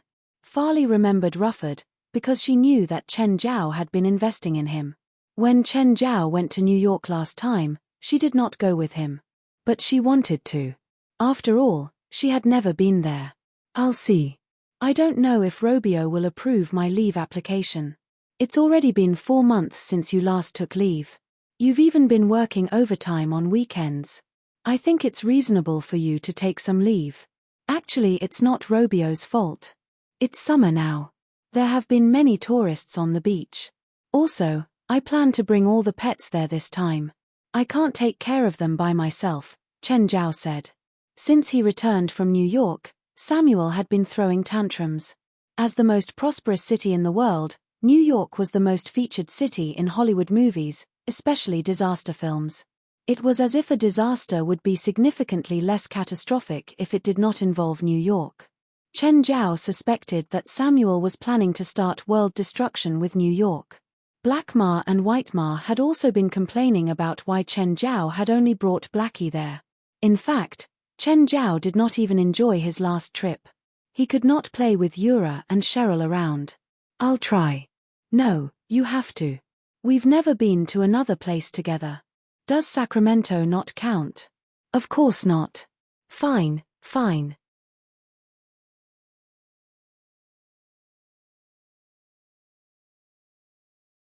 With Farley's promise, Chen Zhao could finally hug her and sleep in peace. Early the next day, Chen Zhao received a call from Karim. Chen, we've arrived in LA. Great. Come here yourself. Chen Zhao looked at the time. It was only 6 in the morning. Why did they call him this early? When was their flight? Brighton, what happened to your face? Don't remind me. I met a barbarian. If he wasn't pitiful, I would have sent him to jail. Brighton still had gauze on his face. Can you still work today?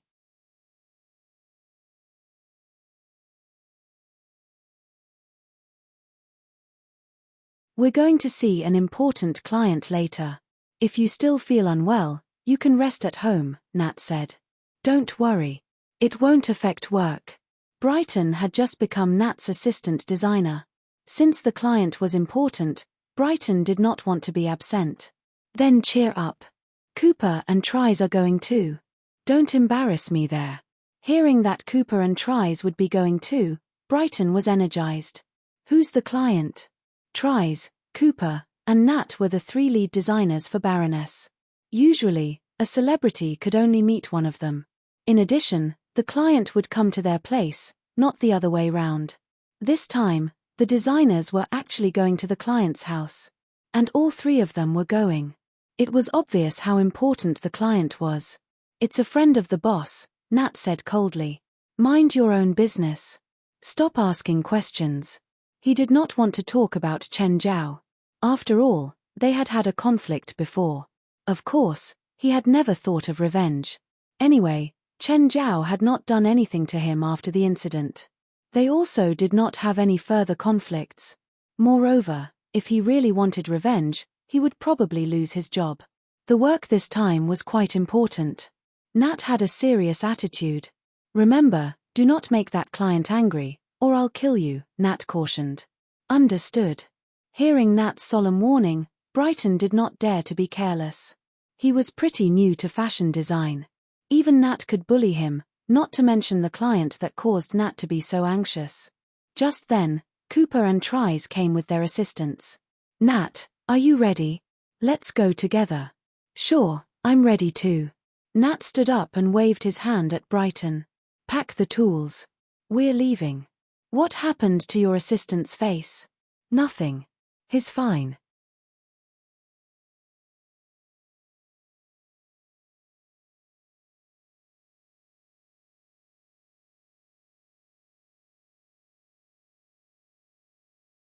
Chapter 629, Enemy Comes Voluntarily. Don't throw up in the car, Karim yelled while driving. But this couldn't stop Kane and Howard. The car was instantly filled with foul vomit. They drove to LA instead of taking a plane. Actually, they'd arrived in LA yesterday, but they stayed the night at a bar. Winnip wasn't here, so no one could stop them. Chen Zhao didn't know they'd arrived either, so they could do whatever they wanted. They left the bar in the early morning and went to find Chen Zhao, reeking of alcohol. They were almost at Chen Zhao's house. Karim was at his own limit too. He slammed on the brakes and the car stopped before Chen Zhao's house. He rushed out and started throwing up wildly in the corner of the yard. After getting rid of all that, he felt much better. But just as he planned on going to say hi to Chen Zhao and Farley, he discovered a red shadow where he'd thrown up. Oh no, Karim paled instantly. Obito's had already stuck his head out and was glaring at Karim. When he looked back, he saw Kane and Howard getting out of the car. The two swayed over. Smiling drunkenly, Kane said, "Hi, Obitos," and then he threw up too. "Chen, help." Farley was still in bed, but she heard the cries outside. She patted Chen Zhao. "Chen, I think I hear Karim's voice." "It's not just Karim. Kane and Howard are here too." "What's wrong with them?" "They drove under the influence and something happened." "Ignore them. Let's keep sleeping." Chen Zhao pulled the covers over and continued sleeping. "We should get up. It's almost 8.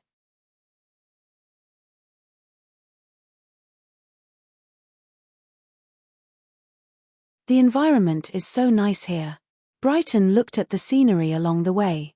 He could see Mirror Lake through the woods at some places. "It is indeed nice," Nat said. "Rich people like living here." When they took a turn, they suddenly saw a bloody figure run out. "Help! Help!" Everyone in the car was terrified. They were about to get out of the car when a red shadow darted out. It bit the man's thigh and dragged him into the bushes. "Help! Help! Help!" They could still hear that tragic sound and they were all terrified that was that Obito's? Nat, Cooper, and Tries had all seen Obito's before. He'd become bigger, but that fiery red skin was his unique trademark. "What should we do? Should we call the cops?" "Of course. That guy is going to get eaten." Just then, they heard rapping on the glass. Turning around, they saw that the person who'd been dragged into the woods had come out. But his state was even more terrible. It was like he'd just gotten taken out of the front lines. "Hey, give me some fire, some fire." Shouldn't he be pleading to call the cops now? Or maybe they should be calling the ambulance. "Give fire.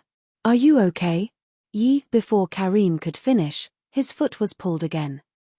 Help. Yeah, this was more normal. Brighton was terrified. "Mr. Nat, what just happened?" Maybe they're just joking around." Nat's smile was a bit stiff. Probably even he didn't believe his own words. "Let's hurry up," Tries urged. Mr. Chen's house should be right up ahead.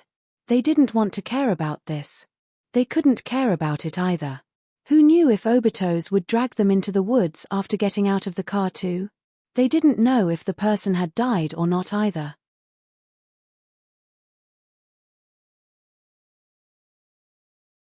The people in the car were frightened again. They didn't dare get out. Just then, Farley came out of the house. Seeing the car, she went over. "Hello, you are? Ms. Farley, do you remember me?" Tries asked from the window. "Oh, Tries, it's you. Come on in." Tries looked at Kane and Howard on the ground, a bit hesitant. "Ignore them. They asked for this." When they passed by Kane and Howard, they saw that they were just as injured as Karim, who they'd met earlier. What a pity. Just then, Karim darted out of the woods again. He walked past them like nothing was wrong. "Get up. Obito's is coming. Stop playing dead." Kane and Howard opened their eyes. They quickly climbed up and hid inside the house. Everyone was speechless. They hadn't died. It was Nat and the others' first time coming to Chen Zhao and Farley's house, so they were a bit reserved. They weren't as relaxed as Kane, Howard, and Karim. The three bloody guys were even eating breakfast as if nothing had happened. "Tries, did you all eat breakfast?" "Yes, thank you," Tries said with a smile. "Oh, this is my assistant, Jabbery. Hi, Ms. Farley. These are Cooper and Nat's assistants, Faven and Brighton." "Hi, Ms. Farley." "Hello." Just then, Chen Zhao came downstairs. But when he saw Brighton in the group, his expression changed instantly. When Brighton saw Chen Zhao, his expression changed too. "Chen, are Tries and the others here for you?" "Yeah," Chen Zhao said. "Farley, you're going to be late for work." "Oh, yeah. Help me host them," Farley said. Bye tries. Bye. Farley hurried away. Chen Zhao scanned each person. Sit down. Chen Zhao ate breakfast as usual. Karim, Howard, and Kane glanced at him and stood up immediately. Chen, we're full. You can keep eating. Go sit over there, but don't sit on the sofa. It's hard to clean. Everyone watched Chen Zhao eat his breakfast slowly. He didn't seem to be in a good mood. You're tuning in to the Dreamy Chapters YouTube channel. We're so grateful for your support, and don't forget to subscribe to join us on this incredible journey through captivating stories. Your generosity through donations truly makes a world of difference, as it's the primary source of revenue that allows me to expand and enhance this channel for you. Thank you from the bottom of my heart for being a part of this adventure.